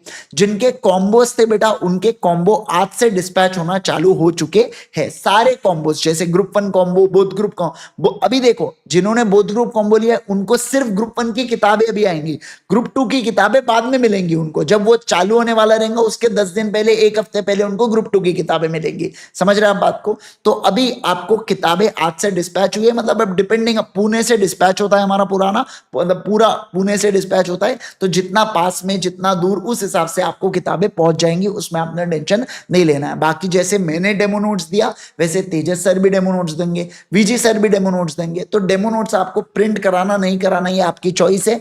मैं कहता हूं नहीं कराया तो भी चल जाएगा, क्योंकि क्लास में तो वैसे भी लिखने ही वाले हैं अपन, बट स्टिल किसी को है कि नहीं नहीं सर वो पन्ने में जब तक नहीं आएगा मेरे को मजा नहीं आएगा, तो फिर निकालो, है ना। तो ऐसे केस के अंदर आपको किताबें फिर मिल जाएंगी क्या? बिल्कुल बिल्कुल मिल जाएंगी। क्या सभी लोगों को ये बातें समझ में आ गई क्या? मुझे बोलो जल्दी से, मुझे क्या आपको ये बात समझ में आ गई क्या? सर ओनली संडे को क्लासेस नहीं होगा या ऑल पब्लिक हॉलीडेज पर? हमारी मर्जी है, हम संडे को भी क्लास ले सकते हैं, मैं आपको बता रहा हूं यहाँ पे, हम पब्लिक हॉलीडेज को भी क्लास ले सकते हैं, ठीक है। सीए इंटरमीडिएट के अंदर ऐसा नहीं होता, फाउंडेशन वाला माइंडसेट प्लीज हटा देना कि सर पब्लिक हॉलीडे है ना, प्लीज छुट्टी दे दो ना सर, प्लीज ना, देखो ना, जमाओ ना थोड़ा सा, संडे को मत लो ना। ऐसा नहीं हो सकता बेटा, क्योंकि क्वांटम बहुत ज्यादा है पढ़ाई के लिए। जितना जल्दी कोर्स खत्म होगा उतना ज्यादा समय मिलेगा रिविजन के लिए। तो बहुत देखो, हम एफर्ट्स लेने के लिए रेडी है, तो मतलब आपके लिए तो कोई बात ही नहीं होना चाहिए बेटा। आप समझिए बात को, आपको जिस कोर्स को आप पाने की कोशिश कर रहे हो वो हमने कर लिया, तो हम ऐसा बोल रहे कि हम छुट्टी लेंगे, तो आपने बोलना चाहिए अरे सर पढ़ाओ यार संडे को भी बढ़िया, वो आप बोलेंगे नहीं, है ना। हाँ चलो आप, तो प्लीज आप ऐसा मत कीजिएगा बेटा। मैं जेन्युइनली आपसे कह रहा हूं कि अगर किसी समय कोई भी टीचर मान लो रिक्वेस्ट करता है आपसे, रिक्वेस्ट क्या करना है आपको, सीधा हम बोलेंगे कि हम संडे को क्लास ले रहे, तो आपने टूंटा नहीं करना है ज्यादा कि सर रहने दो ना, जान दो ना सर, नहीं करते ना, ऐसा आप कोई भी नहीं बोलेंगे। वो बहुत डिमोटिविंग होता है कोई भी टीचर के लिए, ठीक है ना। तो आपने ऐसा नहीं करना है, क्योंकि सीए इंटर के अंदर डेफिनेटली पूरा अपना गेम ही अलग होता है, बिल्कुल ठीक है। ओके सर, आप वो आई ड्रॉप बता रहे थे, वो आई ड्रॉप कौन से बेटा? वो सुनेत्र आई ड्रॉप है। कौन से बेटा? सुनेत्र आई ड्रॉप है, श्री धैर्यम का है वो, श्री धैर्यम कंपनी का नाम होगा, या श्री धैर्यम सुनेत्र आई ड्रॉप करके आप अगर इस पे सर्च करोगे अपने क्या नाम है अपना अमेजोन के ऊपर, तो आपको दिख जाए, ठीक है। Okay got it everyone. Courier partner कौन सा है? डीटीडीसी है, या जहां पे डीटीडीसी नहीं पहुंचता है वहां पे बेटा हमारा इंडिया पोस्ट पहुंचता है, तो ठीक है, तो दोनों हमारे पार्टनर्स है, ठीक है। Okay got it everyone. क्या आपको ये बात सारे के सारे लोग समझ में आ गया क्या? बोलो बोलो बोलो मुझे जल्दी से, गॉट इट एवरीवन, है ना। यस चलिए, सारे लोगों को क्या ये पूरी बातें एकदम क्लियर है क्या? पुरानी ऐप अनइंस्टॉल कर दे, अरे अभी रहने दो ना यार, तुमको अनइंस्टॉल क्या करना, तुम क्या कर लोगे अनइंस्टॉल करके? अच्छा जी, अगर मेमोरी कम होंगी बेटा तो कर दो पुरानी है। ग्रुप 2 वाले नहीं, जिनका ग्रुप 2 पहले हो गया बेटा वो डिलीट मत कर देना, बोले आईजी सर नहीं बोला करके, नहीं, ये नए लोग बात कर रहे हैं यहाँ पे, जो फाउंडेशन में हमसे पढ़े होंगे पुराने ऐप के ऊपर, ये उनके बारे में बात कर रहे हैं। आपको करना है आप कर डालो डिलीट, कोई टेंशन नहीं, पर जिनका ग्रुप 2 है वो भी डिलीट मार दिए, हो गया खेल पूरा, लटक गए लेक्चर्स पे, है ना। हाँ नहीं तो बोले सर ने तो बोला डिलीट मारने के लिए ठीक है। ओके सर, चले, गॉट इट एवरीवन। क्या सभी लोगों को इतनी पूरी बातें, जनरल बातें पूरी क्लियर हो चुकी है? अब कोई मुझे या गाबा सर को या तेजस सर को इससे रिलेटेड परेशान करेगा क्या? नहीं मुझे बताओ, आप परेशान करोगे क्या? हाँ लिख दो कमेंट सेक्शन में। सर आप ये सेम बातें तेजस सर से भी पूछना, सर ऐप कब चालू हो रहा है ना, सब किताबें कब आ रही है करके, है ना, सब ऐसे सेम क्वेश्चन पूछना, पागल कर देना सबको, है ना। हाँ चलो ठीक है, ओके। यस क्या लिख रहा हूँ गधेड़ो, मैं तुमको यहाँ पे बोल नहीं रहा हूँ पूछो करके, मैं ऐसे ही टोंटा दे रहा हूँ तुमको। अरे भाई साहब तुम सही में मत पूछना, है ना। चलो चलो चलो, चलिए सर बहुत बढ़िया, okay. What is everyone? Sir मैंने रिकॉर्डेड कोर्स बाय किया तो उसका लेट अपलोड होगा लाइव बैच के बाद कि हम रेगुलर अटेंड कर सकते हैं? देखो मैं आपको जेन्युइनली एक बात बताता हूँ, अगर आपने रिकॉर्डेड परचेज किया, मेरा जैसे सुबह का क्लास है तो 90% ऑफ टाइम शाम तक मैं उसको अपलोड करवा दूंगा, 90%, है ना। पर 10% ऐसा समय होगा जब सेम डे अपलोड नहीं होगा, अगले दिन लेक्चर अपलोड होगा। 10% हो सकता है कभी कभार सर्वर में कुछ इश्यू आ रहा हो, कभी कभार इंटरनेट नहीं काम कर रहा हो, कुछ भी ऐसा हो सकता है यार। पर 90% ऑफ टाइम आप, पर मैं जितने भी बच्चे रिकॉर्डेड है मैं उनसे दरख्वास्त करूंगा कि अभी 7 दिन तो यूट्यूब पे आप हमारे साथ लाइव कर लो, फिर उसके बाद आप 2 दिन लेक्चर थोड़ा पीछे चलना। जैसे आज मैं लेक्चर नंबर 15 ले रहा हूं, तो आज आप रिकॉर्डेड लेक्चर नंबर 13 कंप्लीट करना, ठीक है। मान लो कभी गलती से लेट हो भी गया तो कोई प्रॉब्लम नहीं ना, आपके आपके पास उतना बफर टाइम रहने वाला है लेक्चर का, तो आपका लेक्चर 14 पेंडिंग रहेगा। समझ रहे आप बात को? तो आप थोड़ा सा 2 लेक्चर फिर बेटा पीछे चलना, इन केस अगर आपको ऐसा लग रहा है तो, ठीक है, ओके।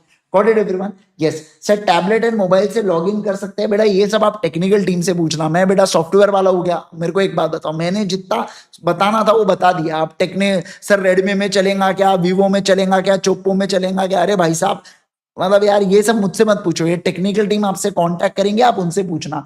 मैं आपको बता दूं, टैबलेट में भी चलेगा, फोन में भी चलेगा, डेस्कटॉप पे भी चलेगा, लैपटॉप में भी चलेगा, आईओएस पे भी चलेगा। आईओएस का ऐप 13 तारीख तक रेडी होने वाला है, बाकी जो एंड्रॉइड वाला ऐप है वो ऑलरेडी रेडी हो चुका है हमारा, ठीक है, okay sir. Got it everyone? Yes चलो डन है क्या? बस बस भाई, अब मुझे इससे रिलेटेड मत परेशान करना आप, है ना। 3 व्यूज मिलेंगे रिकॉर्डेड में, हाँ बेटा 3 व्यूज मिलेंगे रिकॉर्डेड।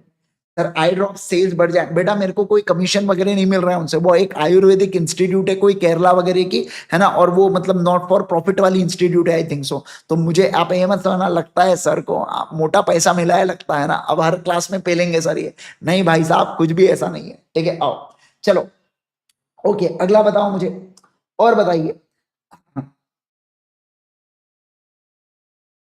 सर 80 रुपीज की ग्रीन एंड व्हाइट के, अरे भाई साहब अब मैं तुमको क्या ऑर्डर भी करके दूंगा? अल्टीमेट सीए के डब्बे में आई ड्रॉप भी आ रहा है एक तुम्हारे साथ। अरे वही होगा ना यार जो मैंने नाम लिया, और वो है तो हरा ग्रीन हो, नीला काला पीला कुछ भी हो सकता है ना भाई, है ना। मुझे अरे मेरे पास जो है वो ग्रीन कलर की है बेटा, है ना, ग्रीन व्हाइट कलर की। अरे यार तुम यार मानते ही नहीं बिल्कुल भी, मतलब यार मैं क्या बोलूँ अब, मैं क्या बताऊँ अब यहाँ पे, बताइए मुझे। और प्लीज मुझे कोई ऐसे मैसेज मत डालना, है ना, अगर आपको कुछ आपका पर्सनल, जैसे कोई एकदम कोई बहुत ही फैल जाता बेटा एकदम, सर एक्चुअली मेरे ना बड़े दीदी की शादी हो रही है तो क्या लगता है आपको मैंने जाना चाहिए कि नहीं? अरे भाई ये तो तुम्हारी चॉइस है ना, तुमको शादी में जाना है कि मैं नहीं जाना है करके, और अगर जा रहे हो तो उस हिसाब से आप प्लान को चेंज करो। आप मुझसे कैसे पूछ रहे, मतलब अरे यार मतलब ये प्लान आप मुझसे कैसे पूछ सकते हैं, मैं ये सोच रहा हूँ यहाँ पे, ठीक है आप पूछ सकते हो, मैं आपको ये गाइड कर दूंगा कि लेक्चर को बाद में कैसे देखना है, बट आप एकदम पर्सनल हो जाते, सर मैं जाऊँ कि नहीं जाऊँ? भाई जाऊँ कि नहीं जाऊँ ये तुम्हारी चॉइस है। आप पूछोगे सर डांस करना है तो कौन से गाने पे करूं करके, अरे भाई अब मेरा थोड़ी रोल है उसमें, जाना नहीं जाना ये आपकी चॉइस है। अगर आप जा रहे हो और आपका जो प्लान डिस्टर्ब होगा तो कैसे उसको ओवरकम कराना है वो मैं देखूंगा फिर यहाँ पे, है ना। हाँ तो आप समझना बात को, प्लीज इस बात का ध्यान रखिएगा, ठीक है, ओके सर। चलिए आइए ध्यान दो सर, बीकॉम के एग्जाम से लाइव लेक्चर को कैसे मैनेज करें? बीकॉम के लिए क्या है, सेम दिन पढ़ना है बेटा, दोपहर में पेपर देना है, शाम में लेक्चर देख लेना, किस्सा खत्म, ठीक है। आओ चलो बस, अब बस बहुत हुआ बेटा, अब मैं इससे ज्यादा दर्द और झेल नहीं पाऊंगा, प्लीज आप समझो, थोड़ा सा बख्शो मुझे, है ना। आओ छोड़ो मत, है ना, निपटा ही दो बोले सर को आज। चलिए आइए, अब मैं यहाँ पे चालू करने जा रहा हूं बेटा आज का और मेरा सबसे पहला, हमारा पहला पहला प्यारा एक्ट जिसका नाम है कंपनीज एक्ट। कितना बोलो जल्दी से, क्या नाम है? Companies act 2013। सर एक बात बताइए, हमको नोट्स में लिखना कहां से? तो देखो आप ये जो मैंने आपको लॉ की बात बताया ना, आपको यहां से नोट्स में कॉपी करना पड़ेगा, ये मैं आपको दे दूंगा कॉपी करने के लिए। मान लो ये आपने अभी अभी तो आपने कॉपी किया नहीं होगा, तो अब 2 पेजेस छोड़ देना इसके लिए, और उसके बाद आप हेडिंग डालेंगे नए, अपने नए वाली जो फेयर नोटबुक है उसमें अपन लोग चालू करने वाले बेटा क्या, कंपनीज एक्ट 2013 से अपन लोग पढ़ना स्टार्ट करने वाले हैं। आज मैं आपको बहुत बेसिक बेसिक जानकारी देने वाला हूं। आज एज सच मैं आपको कंपनीज एक्ट एकदम पढ़ाऊंगा नहीं, पर मैं बेसिक बेसिक चीजें आपको बताऊंगा कि एक्ट क्या होता है, कंपनीज एक्ट क्या होता है, कैसे एक्ट लाया जाता है, कंपनीज एक्ट की हिस्ट्री क्या रही है, इन सब चीजों के बारे में मैं आज आपको बताने वाला हूं। ठीक है ना? यस, प्लीज सारे के सारे लोग यहाँ पे ध्यान दीजिएगा, एकदम अच्छे से, एकदम फोकस तरीके से आप यहाँ पे सुनिएगा। ठीक है? ओके बेटा, चलो सारे के सारे लोग ध्यान दीजिए, एकदम अच्छे से ध्यान दीजिए। मैं जो कह रहा हूं आपके साथ प्लीज अच्छे से सुनो अभी। ठीक है ना? प्लीज ध्यान दो यहाँ पे, सुनो सुनो सुनो। देखिए सर, कंपनीज एक्ट 2013, क्या कह रहा हूं मैं, बोलो। कंपनीज एक्ट 2013 ये बहुत बड़ा एक्ट है।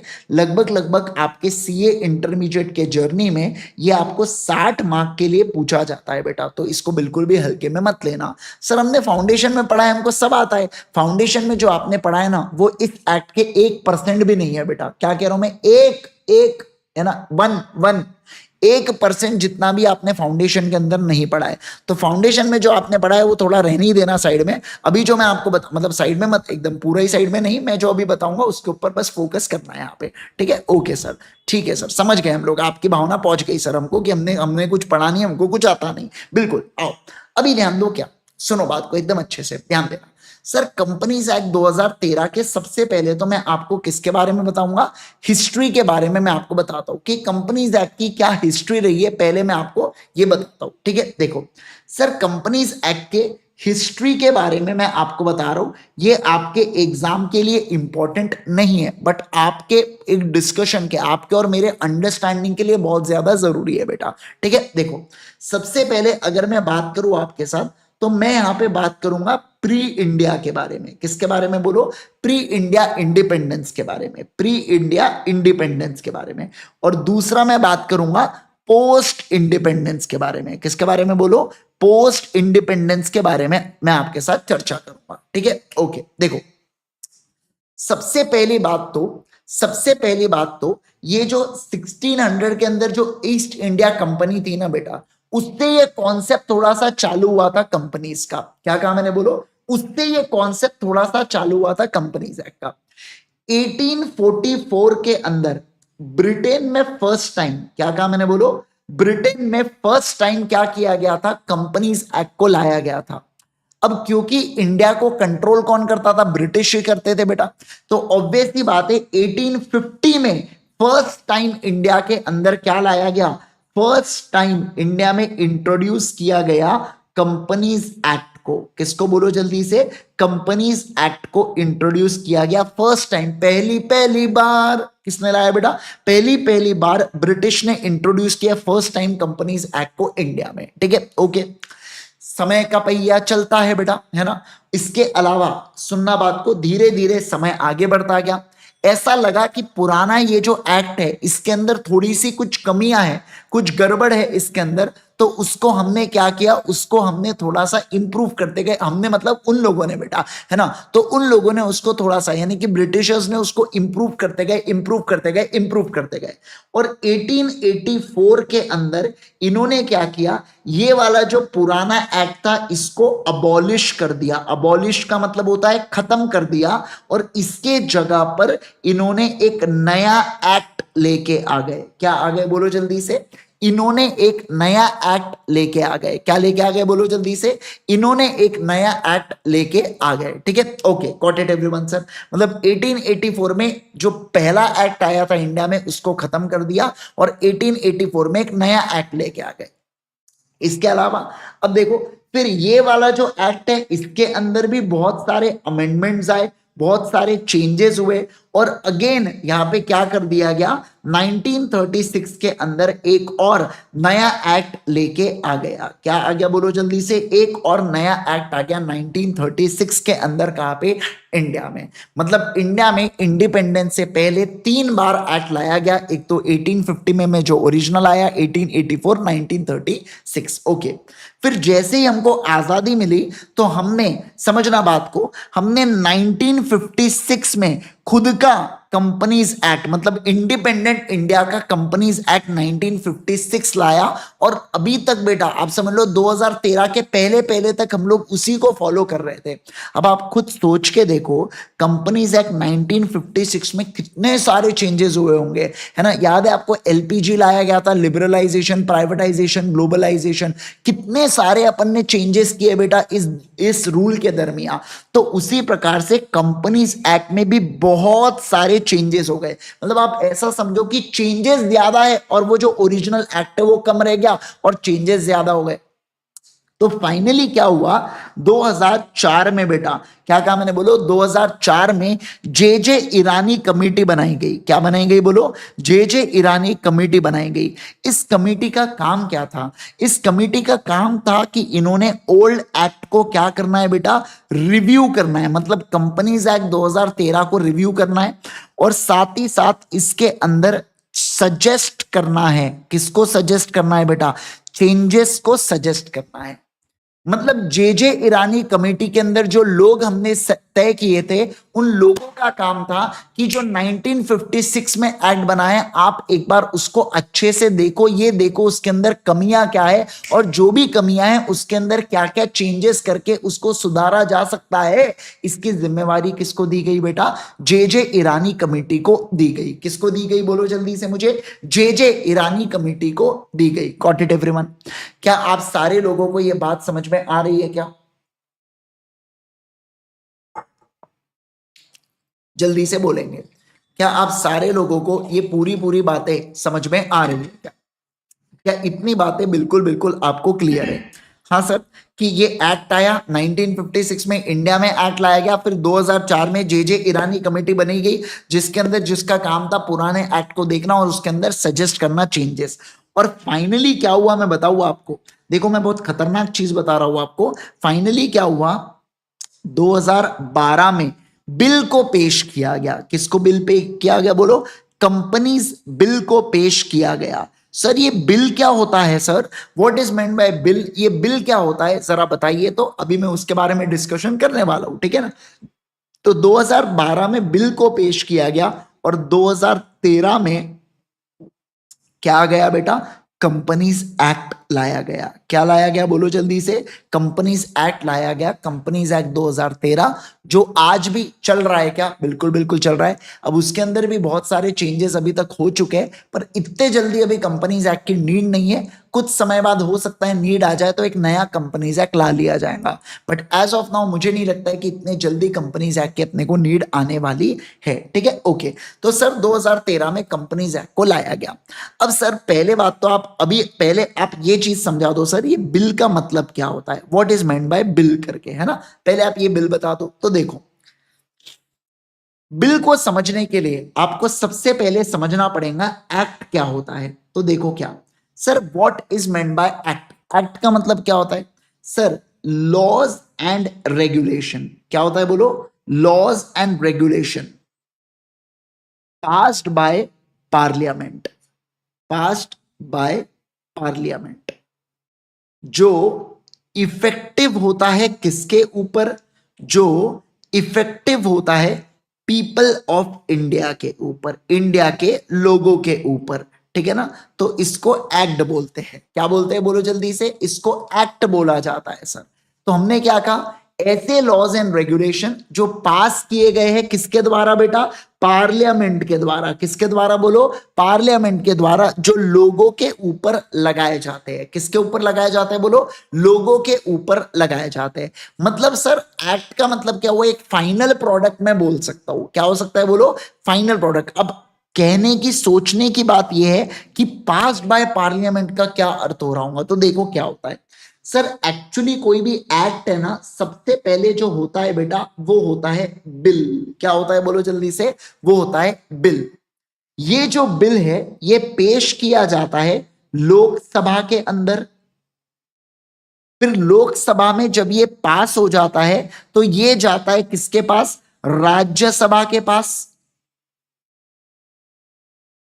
फिर ये राज्यसभा में पास हो जाता है तो ये जाता है किसके पास, ये जाता है प्रेसिडेंट के पास। किसके पास बोलो, प्रेसिडेंट के पास। आई थिंक सो ये चीजें आप फाउंडेशन में भी पढ़ते थे बेटा, याद है आईआरएफ चैप्टर के अंदर आपने ये बात को पढ़ा होगा कि एक बिल एक्ट कैसे बनता है करके। सभी लोगों ने आई थिंक सो ये बातें पढ़ी होंगी मेरे हिसाब से। क्या लगता है आपको, पढ़ा है कि नहीं पढ़ा है? बिल्कुल पढ़ा है सर आपने। तो एक जो बिल होता है ये लोकसभा में पास होता है पहले बाय मेजॉरिटी, फिर ये राज्यसभा में जाके ये पास होता है बाय मेजॉरिटी और प्रेसिडेंट के पास जाता है, और प्रेसिडेंट जब इसको अप्रूव कर देती है, अप्रूव करने के बाद ये ऑफिशियल गैजेट के अंदर आ जाता है। गैजेट, ऑफिशियल गैजेट का मतलब क्या होता है? न्यूज़पेपर, भारत सरकार का न्यूज़पेपर ऑफिशियल गैजेट के अंदर आ जाता है। तो ये क्या बन जाएगा बेटा? ये एक्ट बन जाता है। क्या बन जाता है बोलो राजा? ये एक्ट बन जाता है। क्या बन जाता है बोलो बेटा? ये एक्ट बन जाता है। क्या आप इस बात को समझ पा रहे हैं? यस। तो मेरा कहने का मतलब यह है सर कि ये जो एक्ट है ये लोगों के ऊपर अप्लाई होने से पहले इसको लोगों के द्वारा जिन रिप्रेजेंटेटिव को आप चुनते हो, जैसे देखो जब आप लोकसभा के इलेक्शंस होते हैं, यानी कि जिसके अंदर मोदी जी चुन के आए थे 2019 में आए, फिर उसके बाद अभी 2024 में पिछले साल आए बेटा, उसे लोकसभा के इलेक्शंस बोलते हैं। अभी फिर इसके अलावा आप समझ रहे हैं बात को, ऐसे स्टेट के भी अलग इलेक्शंस होते हैं। राज्यसभा के अंदर कुछ ऐसे लोग होते हैं जो रिप्रेजेंटेटिव होते हैं और अलग लोग भी आते हैं जिनको अगेन लोग चुन के देते हैं। ठीक है, ओके। तो मेरा कहने का मतलब क्या है यहाँ पे सर, ये दोनों जो हाउसेज है जो पीपल के द्वारा चुने हुए रिप्रेजेंटेटिव है वो इस बिल के ऊपर हाँ बोलते हैं। जब उन्होंने हाँ बोला इसका मतलब डीम्ड है कि आपने और मैंने हाँ बोला, क्योंकि हम लोगों ने उनको चुना है और वो लोग उसको हाँ बोल रहे हैं, मतलब हमारी भी डीम्ड हाँ है किसके ऊपर? उस बिल के ऊपर। और उस बिल को जब दोनों हाउसेस पास कर देते हैं मेजॉरिटी से, तब वो जाता है किसके पास? प्रेसिडेंट के पास। श्रीमती अभी कौन है बताइए मुझे जल्दी से बेटा, प्रेसिडेंट कौन है अभी अपनी? सारे लोग कमेंट करेंगे प्रेसिडेंट कौन है, मुझे जानना है कि आप लोगों को पता है या नहीं पता है कौन है अभी अपने प्रेसिडेंट। श्रीमती द्रौपदी मुर्मू जी, बिल्कुल सही है ना। तो ये वो जाता है प्रेसिडेंट के पास और प्रेसिडेंट उन्हें क्या करते हैं बेटा, है ना, बताइए मुझे जल्दी से, है ना, प्रेसिडेंट है ना श्रीमती द्रौपदी मुर्मू जी, ऐसे लिखते हैं ना अपन, द्रौपदी मुर्मू जी है बेटा, ठीक है, यस। तो द्रौपदी मुर्मू जी के पास जाते हैं और वो जो द्रौपदी मुर्मू जी है प्रेसिडेंट, जो राइट नाउ प्रेसिडेंट है, उनके पास जाते हैं अप्रूवल के लिए, और अप्रूवल करने के बाद वो ऑफिशियल गैजेट में आ जाएंगे और वो एक्ट बन जाता है। यानी कि आपको और मेरे को उसको क्या करना पड़ता है बेटा? फॉलो करना पड़ता है। क्या करना पड़ता है बोलो जल्दी से? फॉलो करना पड़ता है। समझे क्या आप बात को? क्या सारे लोग इस बात को, सारे लोग समझ पा रहे हैं क्या जो मैं कह रहा हूं आपके साथ? क्या आपको इतनी बातें एकदम क्लियर है क्या अभी तक? Got it everyone? Yes sir.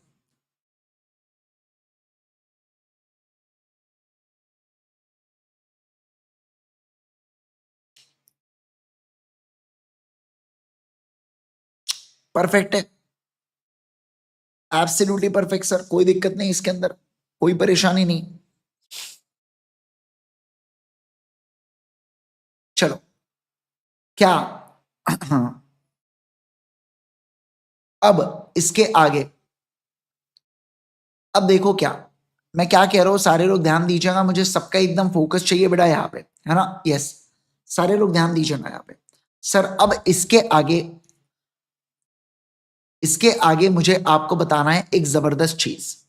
वो चीज क्या है पहले आप समझेंगे कि सर मुझे आप एक बात बताइए, आप तो कह रहे हो कि ठीक है सर ये सब चीजें हमको समझ में आ रही है कि आप जो ये बोल रहे हो कि ये सब चीजें हो रही है करके, पर एक बात बताओ सर, ये आखिर मतलब सर ये पास कौन करेगा? ये जो बिल है इस मतलब जैसे फॉर एग्जांपल कंपनीज एक्ट से रिलेटेड कोई बात है तो उसको सेंट्रल गवर्नमेंट लाएंगे या स्टेट गवर्नमेंट लाएंगी? सर अगर कोई एजुकेशन से रिलेटेड बात है तो उसको सेंट्रल गवर्नमेंट लाएंगे या स्टेट गवर्नमेंट लाएंगी? सर या इसके अलावा कोई भी ऐसा, मान लो मिनिस्टर रेलवे से रिलेटेड बात है, डिफेंस से रिलेटेड बात है, पुलिस से रिलेटेड बात है, तो सर हमें कैसे पता चलेगा कि किसका डिसीजन कौन ले रहा है? मतलब सर ये कंपनीज एक्ट को ड्राफ्ट करने की पावर, इसको एनफोर्स करने की पावर किसके पास है? किसके पास है ये पावर सर, ये बताइए जरा। चलो मैं आपको वो समझाता हूं, देखो ध्यान दो, जो हमारा इंडिया का कॉन्स्टिट्यूशन है बेटा, क्या कहा मैंने बोलो जल्दी से, जो हमारा इंडिया का कॉन्स्टिट्यूशन है, ठीक है, इंडिया के कॉन्स्टिट्यूशन में जो 7th शेड्यूल है, क्या है बोलो? 7th शेड्यूल है, वो यहां पे पावर्स को डिस्ट्रीब्यूट करता है। क्या करता है बोलो? वो यहां पे पावर्स को डिस्ट्रीब्यूट कहता है। वो कहता है कुछ ऐसे मैटर है जिसको हम लोग यूनियन लिस्ट के नाम से जानेंगे, जिसमें पावर होगा सेंट्रल गवर्नमेंट के पास, जैसे कि मोदी जी के पास पावर होगा उन मैटर्स से रिलेटेड, कोई भी लॉ बनाना है, रूल्स बनाना है, रेगुलेशन बनाना है, कुछ भी करना है, तो मोदी जी के पास उससे रिलेटेड पावर होगा। इसी के अंदर एक होती है बेटा स्टेट लिस्ट। स्टेट लिस्ट के अंदर ऑब्वियस सी बात है, मुझे बताइए किसके पास पावर रहने वाला है? कॉमन सेंस का इस्तेमाल करके जरा मुझे बताइए किसके पास पावर रहने वाला है? सर ऑब्वियस सी बात है, स्टेट गवर्नमेंट के पास पावर रहने वाला है। और एक होता है आखिरी में कॉन्करेंट लिस्ट। क्या होता है बोलो? Concurrent list. कॉन्करेंट लिस्ट के अंदर central government plus state government दोनों के पास पावर होता है। जैसे यूनियन लिस्ट में फॉर एग्जांपल मोदी जी के पास पावर है, यहाँ पे स्टेट लिस्ट में फॉर एग्जांपल ममता दीदी के पास पावर है, तो यहाँ पे मोमा के पास पावर होगा। मोमा का मतलब क्या होगा? मोदी जी प्लस ममता दीदी मिलके इस लिस्ट के ऊपर कंट्रोल करेंगे, और इस लिस्ट को मिलके दोनों क्या करेंगे बेटा? दोनों मिलके उसके ऊपर पावर को गवर्न करेंगे। ओके सर, कुछ थोड़े बहुत एग्जांपल्स वगैरह बताओ ना, हमको समझ में आ जाए जिससे। देखो जैसे कि फॉर एग्जांपल डिफेंस हो गया बेटा, डिफेंस से रिलेटेड बातें मोदी जी देखेंगे। सर मान लो हमारी आर्मी से रिलेटेड बातें मोदी जी देखेंगे, रेलवे से रिलेटेड बातें मोदी जी देखेंगे, पोर्ट से रिलेटेड बातें मोदी जी देखेंगे। समझ पा रहे क्या बात को? सेम उसी प्रकार से स्टेट का भी होता है। जैसे state police, Maharashtra police, Tamil Nadu police, ऐसे जो स्टेट की पुलिस होती है उससे रिलेटेड रिस्पेक्टिव पावर स्टेट के पास होते हैं। हॉस्पिटल से रिलेटेड रिस्पेक्टिव पावर स्टेट के पास होते हैं। बेटिंग एंड गैम्बलिंग से रिलेटेड, समझना बात को, बेटिंग एंड गैम्बलिंग से रिलेटेड जो पावर है बेटा वो किसके पास होते हैं? स्टेट के पास होते हैं। आपने पढ़ा भी होगा इंडियन कॉन्ट्रैक्ट एक्ट के अंदर स्टेट गवर्नमेंट रन लॉटरी होती है तो वो वॉइड मानी जाती है, वो इलीगल नहीं होती। आपने ऐसा एक पढ़ा भी था। इसका मतलब क्या है कि कहीं ना कहीं स्टेट गवर्नमेंट का उसके ऊपर कंट्रोल है, तभी जाके वहां पे वो चीज के बारे में बात की गई थी। समझ रहे क्या जो मैं कह रहा हूं आपके साथ? अब इसके अलावा सर कॉन्करेंट लिस्ट में कौन सी बातें आती है? जैसे फॉर एग्जांपल एजुकेशन से रिलेटेड बात हो गई, एग्रीकल्चर से रिलेटेड बात हो गई, फॉरेस्ट से रिलेटेड बात हो गई बेटा, है ना। इसके अलावा अडॉप्शन से रिलेटेड बातें हो गई, इसके अलावा मैरिज से रिलेटेड बातें हो गई। ये सब चीजें किसके अंदर आती है? सेंट्रल प्लस स्टेट गवर्नमेंट मिलके कंट्रोल करते हैं इन बातों के ऊपर। किसके अंदर बोलो जल्दी से? इन बातों के ऊपर सेंट्रल प्लस स्टेट का कंट्रोल होता है। सेंट्रल प्लस स्टेट का कंट्रोल होता है किसके ऊपर सर? इन बातों के ऊपर बेटा जी। यहां पे स्टेट का कंट्रोल होता है इन बातों के ऊपर बेटा जी, और यूनियन का कंट्रोल होता है इन बातों के ऊपर बेटा जी। अब मैं आपको एक बात बताऊं, एक और मिनिस्ट्री है जिसका नाम है मिनिस्ट्री ऑफ फाइनेंस। इसके साथ एक सिस्टर मिनिस्ट्री है इसकी, मिनिस्ट्री ऑफ कॉरपोरेट अफेयर्स, जिसको हम नाम देते हैं एमसीए। क्या नाम देते हैं बोलो जल्दी से? Ministry of corporate affairs. ये जो मिनिस्ट्री ऑफ कॉरपोरेट अफेयर्स है ये सेंट्रल गवर्नमेंट के अंडर आती है, और यही देखभाल करती है किसका बेटा? कंपनीज एक्ट का। किसका बोलो जल्दी से? कंपनीज एक्ट का।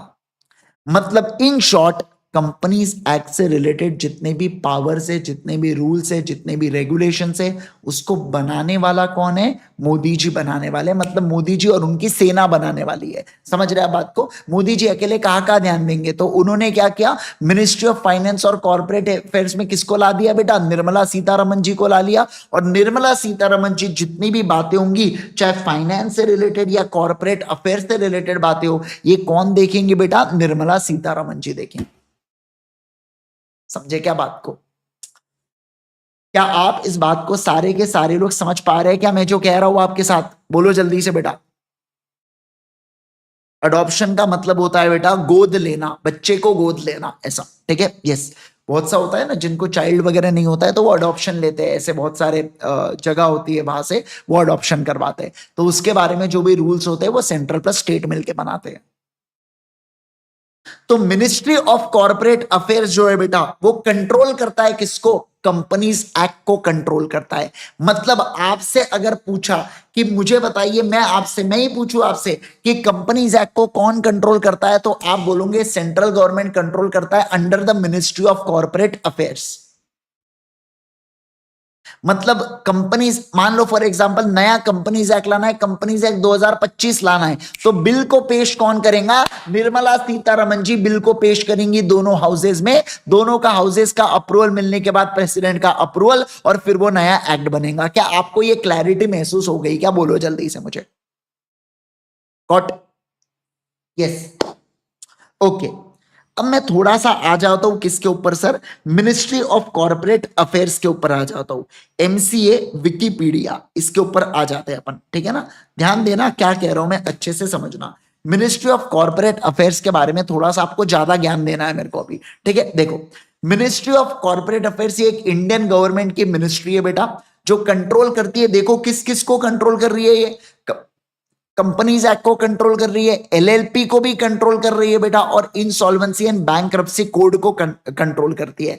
आईबीसी के बारे में आप पढ़ोगे सीए फाइनल के अंदर, ठीक है? अब देखो सारे लोग ध्यान दो। देखो एडमिनिस्ट्रेशन, एडमिनिस्ट्रेशन का मतलब होता है किसके ऊपर ध्यान देती है ये मिनिस्ट्री?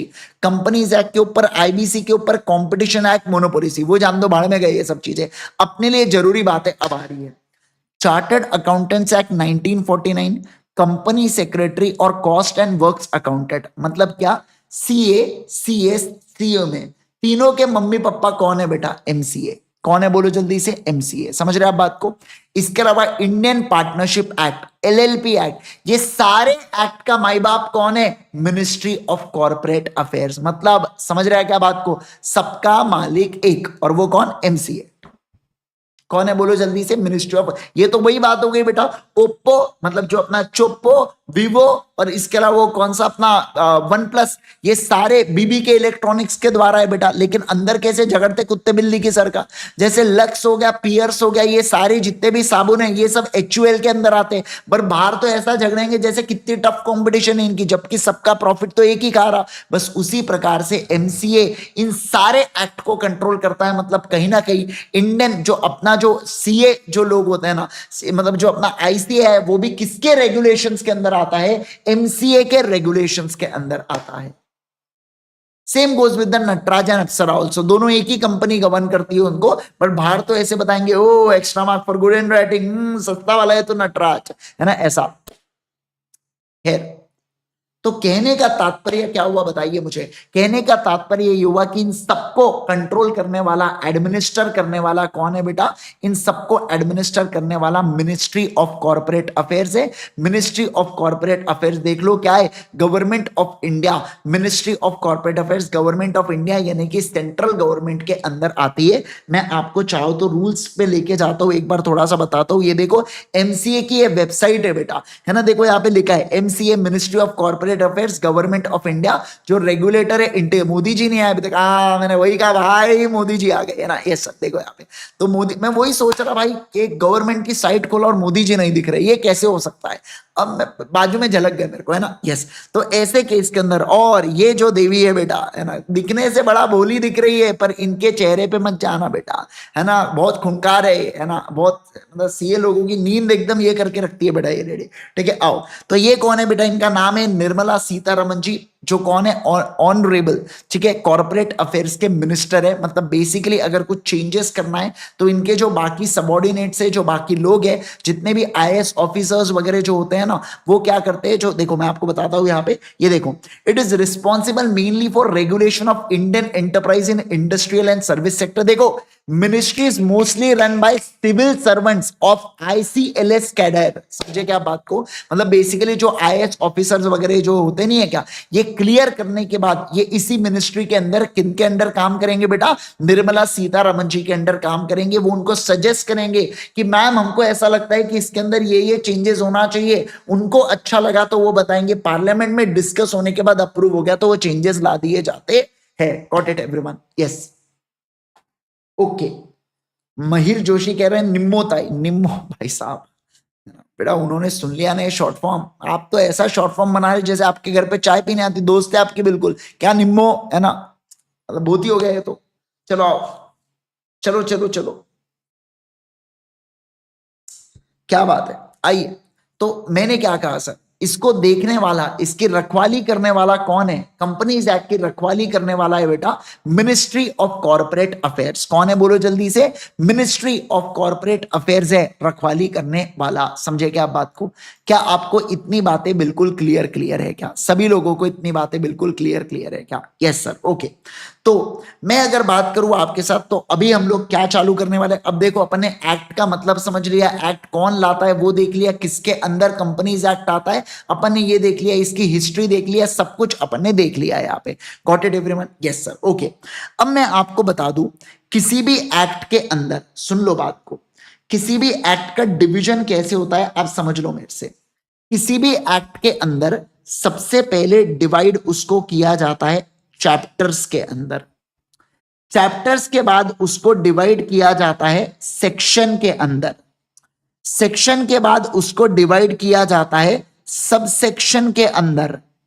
सब सेक्शन के अंदर यहां पे रूल्स आ सकते हैं बेटा, और इसके अंदर कुछ क्लॉजेस में बातचीत की जाती है। रूल्स, क्लॉजेस, मतलब एक्चुअली सबसेक्शन के बाद तो क्लॉजेस आते हैं। क्या आते हैं बोलो जल्दी से? सर सबसेक्शन के बाद आते हैं क्लॉजेस, और इन सबके अंदर, इन तीनों के अंदर ये लोग बातचीत करते हैं रूल्स की मदद से। किसकी मदद से बोलो जल्दी से? रूल्स की मदद से बातचीत करते हैं, ठीक है। तो जैसे देखो, अपने एक्ट का नाम है कंपनीज एक्ट, तो इस कंपनीज एक्ट में टोटल 29 चैप्टर्स है, जिसके अंदर 470 सेक्शन है, और साथ साथ में इसके अंदर कुछ शेड्यूल्स भी है। जैसे कि अगर मैं बात करूं तो 7 शेड्यूल्स है इसके अंदर। कितने शेड्यूल्स है बोलो? 7 शेड्यूल्स है इसके अंदर। 470 सेक्शन है और 7 शेड्यूल्स है, जिनको 29 चैप्टर्स के अंदर डिवाइड किया है।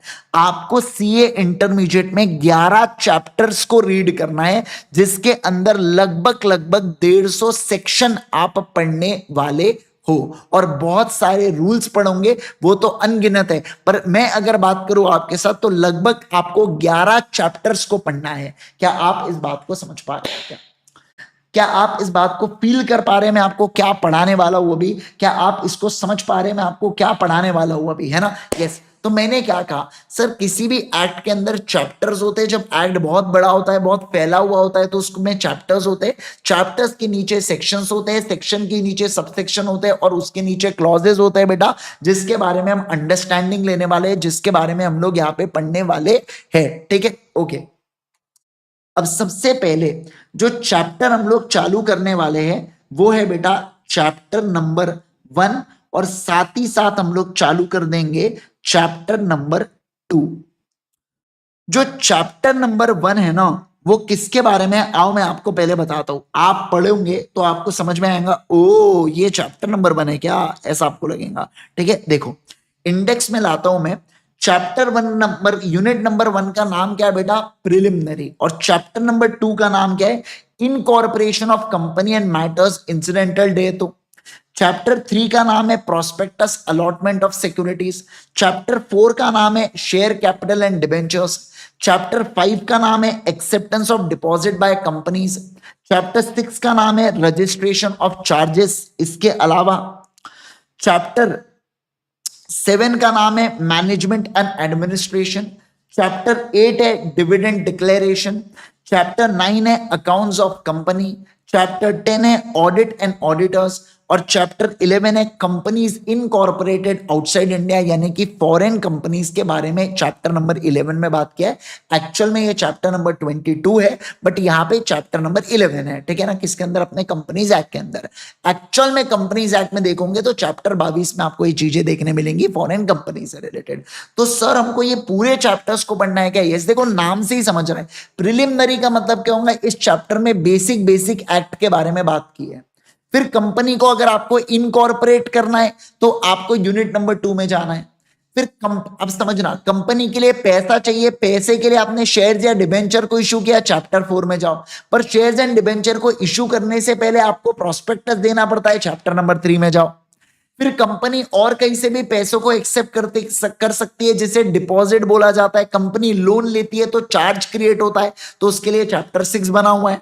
फिर इसके अलावा कंपनी को डिविडेंड बांटना है, कंपनी को कौन मैनेज करेगा, कैसे मैनेज करेगा, उसके लिए चैप्टर 7 है। कंपनी के अकाउंट्स कैसे मेंटेन करोगे, कौन ऑडिट करेगा कंपनी का, फॉरेन कंपनी से रिलेटेड क्या प्रोविजंस है, इन सारे चीजों के बारे में अपने को क्या करना है बेटा, इन सारे चीजों के बारे में अपने को बातचीत करना है। किसके अंदर सर, अपने को बातचीत करना है। यहाँ पे सारे लोग बोलो जल्दी से, सर अपने को यहाँ पे बातचीत करना है किसके अंदर, बोलो ना सभी लोग, कंपनीज एक्ट के अंदर। तो कंपनीज एक्ट लगभग लगभग अपना 2 महीना आज से कंपनीज एक्ट चलने वाला है। यानी कि देखो पूरा के पूरा अपना जो मार्च महीना और पूरा अप्रैल महीना, ये पूरा 2 महीना अपना क्या चलने वाला है सर, ये पूरा 2 महीना अपना चलने वाला है कंपनीज एक्ट केवल और केवल। समझ पा रहे हैं आप बात को? यस, बहुत सारी चीजें पढ़ना है, बहुत इन डेप्थ में अपने को कंपनीज एक्ट पढ़ना है। बहुत सारे प्रोसीजर्स है, बहुत सारे प्रोविजंस है, जिनके बारे में हम लोग यहाँ पे अंडरस्टैंडिंग लेते हुए चलेंगे जब मैं आपको क्या कराऊंगा, जब मैं अभी आपको ये पढ़ाने वाला हूं। Got it everyone?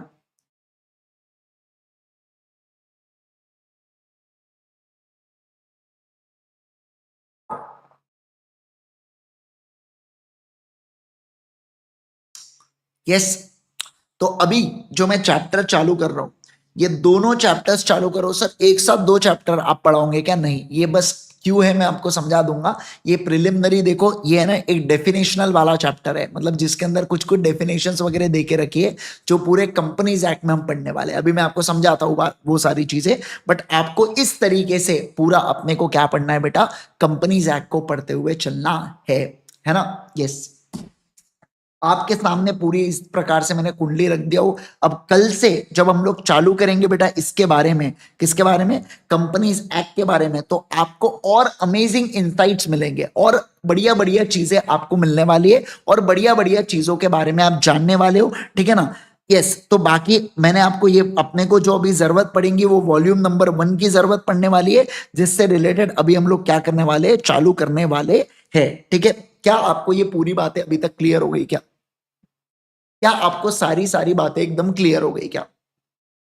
जल्दी जल्दी मुझे बताइए। Sir companies act is a contract of foundation, नहीं, कॉन्ट्रैक्ट एक्ट के 10 टाइम्स है बेटा कंपनीज एक्ट। कॉन्ट्रैक्ट एक्ट के 10 टाइम्स है आपका कंपनीज एक्ट, ठीक है? तो और कॉन्ट्रैक्ट एक्ट बहुत ऐसा खतर, मतलब वो थोड़ा सा आपके लिए इजी था।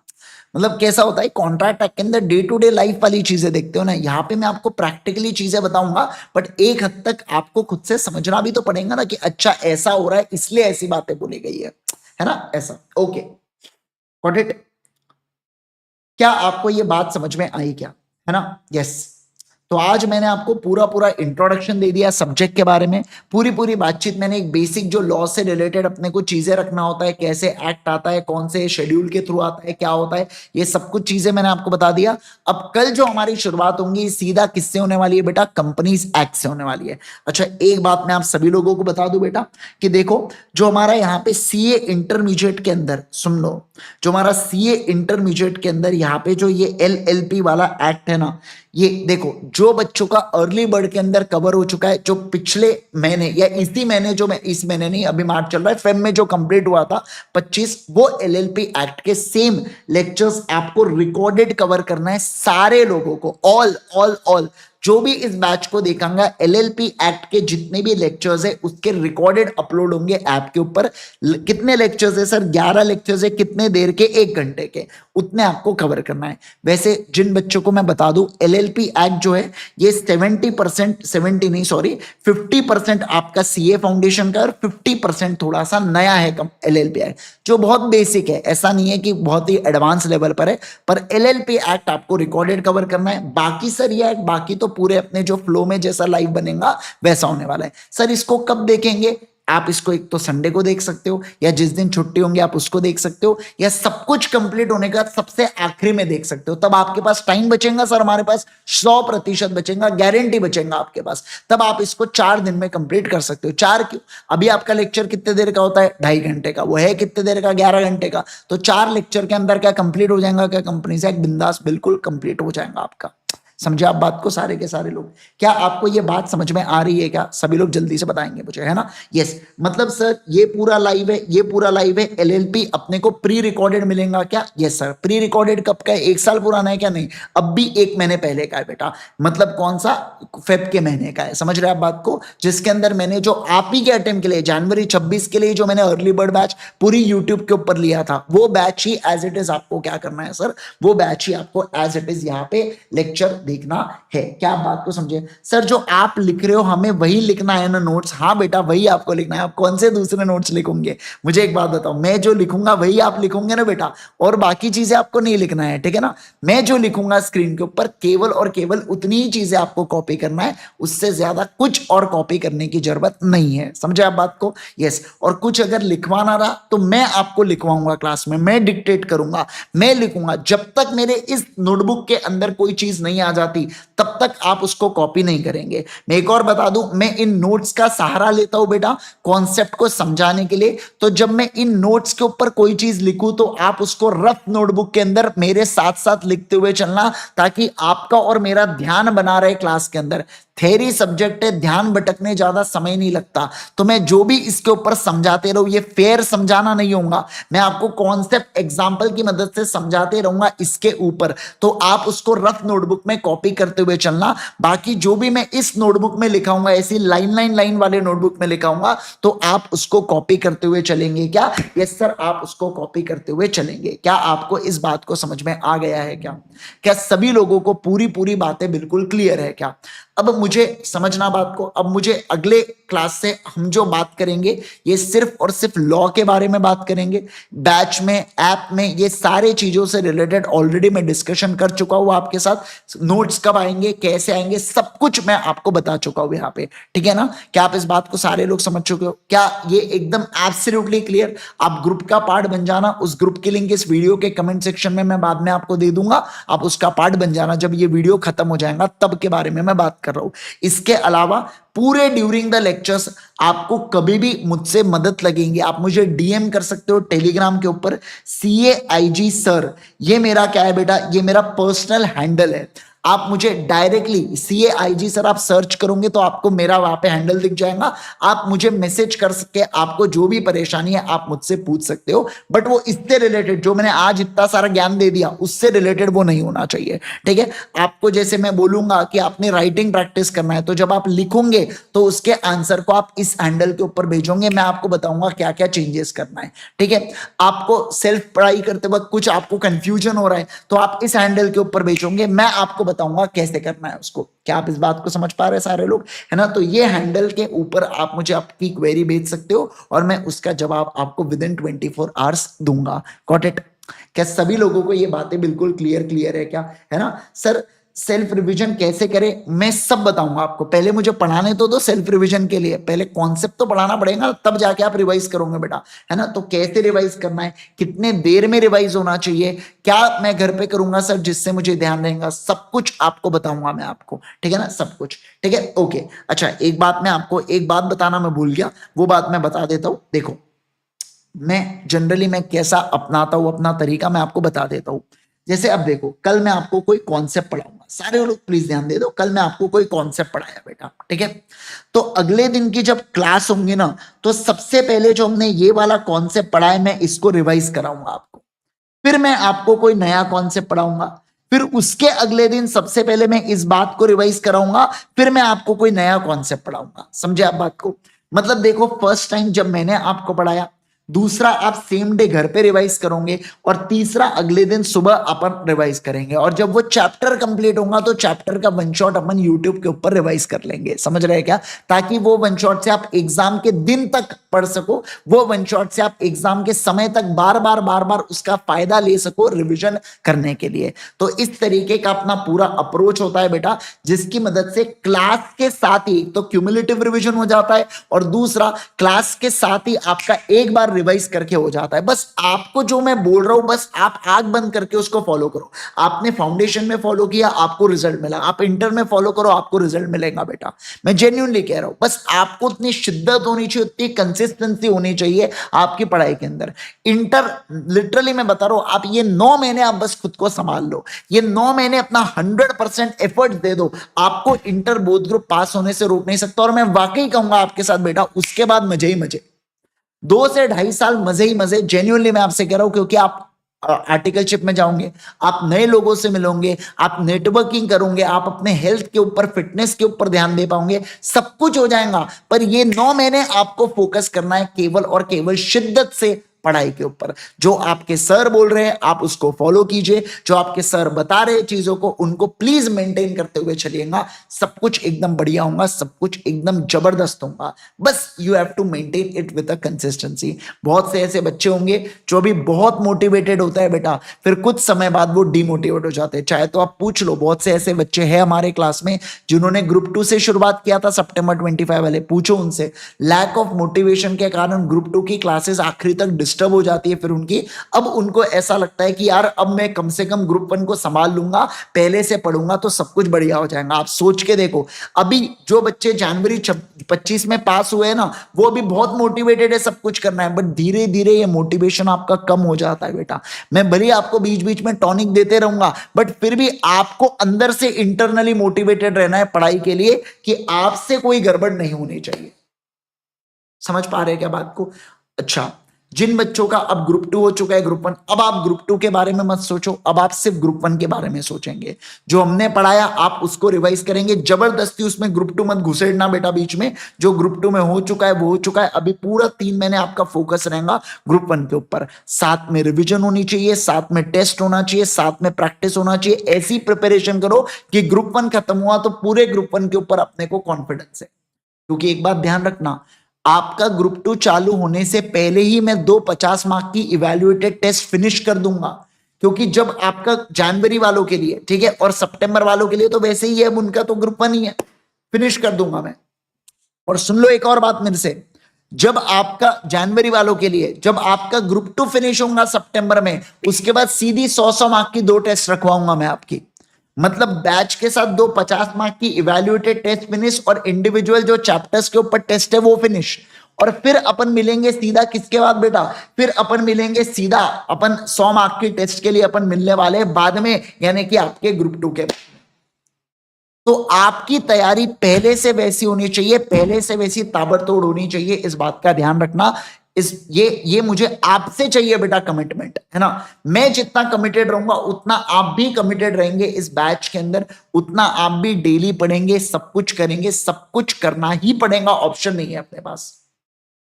और जिनका ग्रुप 2 हो चुका है, ग्रुप 1 है, अभी आप भूल जाओ जो हो चुका है, अपना ग्रुप 1 के ऊपर फोकस करो। अभी भी आपके पास 6 महीने हाथ में है बेटा, आप लिटरली सब कुछ चीजें बदल सकते हो इन 6 महीनों के अंदर। सब कुछ पॉसिबल है, मैं आपको बता रहा हूं, आपके साथ बिल्कुल पॉसिबल है। बस आप अभी ग्रुप 1 अच्छे से कर लो, ताकि बाद का जो आपको 2.5 महीना, 2.5-3 महीना मिले, उस पर आप ग्रुप 2 पे बराबर से कमांड प्राप्त करके अपना निकल जाए बोध ग्रुप। समझे क्या बात को? ठीक है, तो उसका टेंशन नहीं लेना, आप बस अपना बेस्ट दो, सब कुछ एकदम बढ़िया होगा। ठीक है, होप सो आप सबको आज का लेक्चर पसंद आया हो। प्लीज लेक्चर को लाइक कर देना बेटा, है ना, जरूर से एक लाइक कर दीजिएगा, और कमेंट करके मुझे बताना आपको लेक्चर कैसा लगा, है ना। और फिर कल से हम लोग शुरुआत करेंगे किसके बारे में, हमारे नए कॉन्सेप्ट से रिलेटेड। कमेंट जरूर करना है सभी लोगों ने बेटा, चाहे मेरा हो, चाहे बीजी सर का लेक्चर हो, चाहे तेजस सर का लेक्चर हो, कमेंट करके, ये आपकी जिम्मेवारी बनेगी, कमेंट करके बताना कि आपको लेक्चर कैसा लगा। देखो अभी का फ्लो मेरा थोड़ा सा मैं धीरे धीरे रखूंगा, ऑब्वियस सी बात है, पर विद समय में बराबर टाइम और स्पीड का जो आपको मिक्सचर मिलेगा वो कमाल का मिलेगा, उसके लिए आप टेंशन मत लेना बिल्कुल भी। ठीक है ना, यस, चलिए, thank you so much once again everyone, bye bye everyone, take care everyone. कल मुलाकात होंगी, प्लीज रजिस्टर को मेंटेन कर लेना, प्लीज पेन पेपर सब कुछ लेके आ जाना। और ये जो आज मैंने आपको लिखाया ये मैं आपके साथ शेयर कर दूंगा, वो जो ग्रुप ग्रुप के ऊपर या हमारा जो लेक्चर ट्रैकर बना है ना उस लेक्चर ट्रैकर के ऊपर लिंक अपडेट कर दूंगा, तो उस लिंक में आपको ये पूरी चीजें मिल जाएंगी। सर वो लिंक एक बार बता दो ना प्लीज, ना बता दो ना वो लिंक एक बार प्लीज प्लीज प्लीज। सर देखो कहां पे आने वाली है लिंक, मैं आपको बता देता हूं। देखो देखो देखो, ये देखो ये लेक्चर ट्रैकर है ना, ये डेली नोट्स है ना, यहाँ पे आपको मिल जाएंगी चीजें। ठीक है बेटा, ओके, गॉट इट एवरीवन। चलिए bye bye everyone, take care everyone, see you all in the next session, bye bye everyone.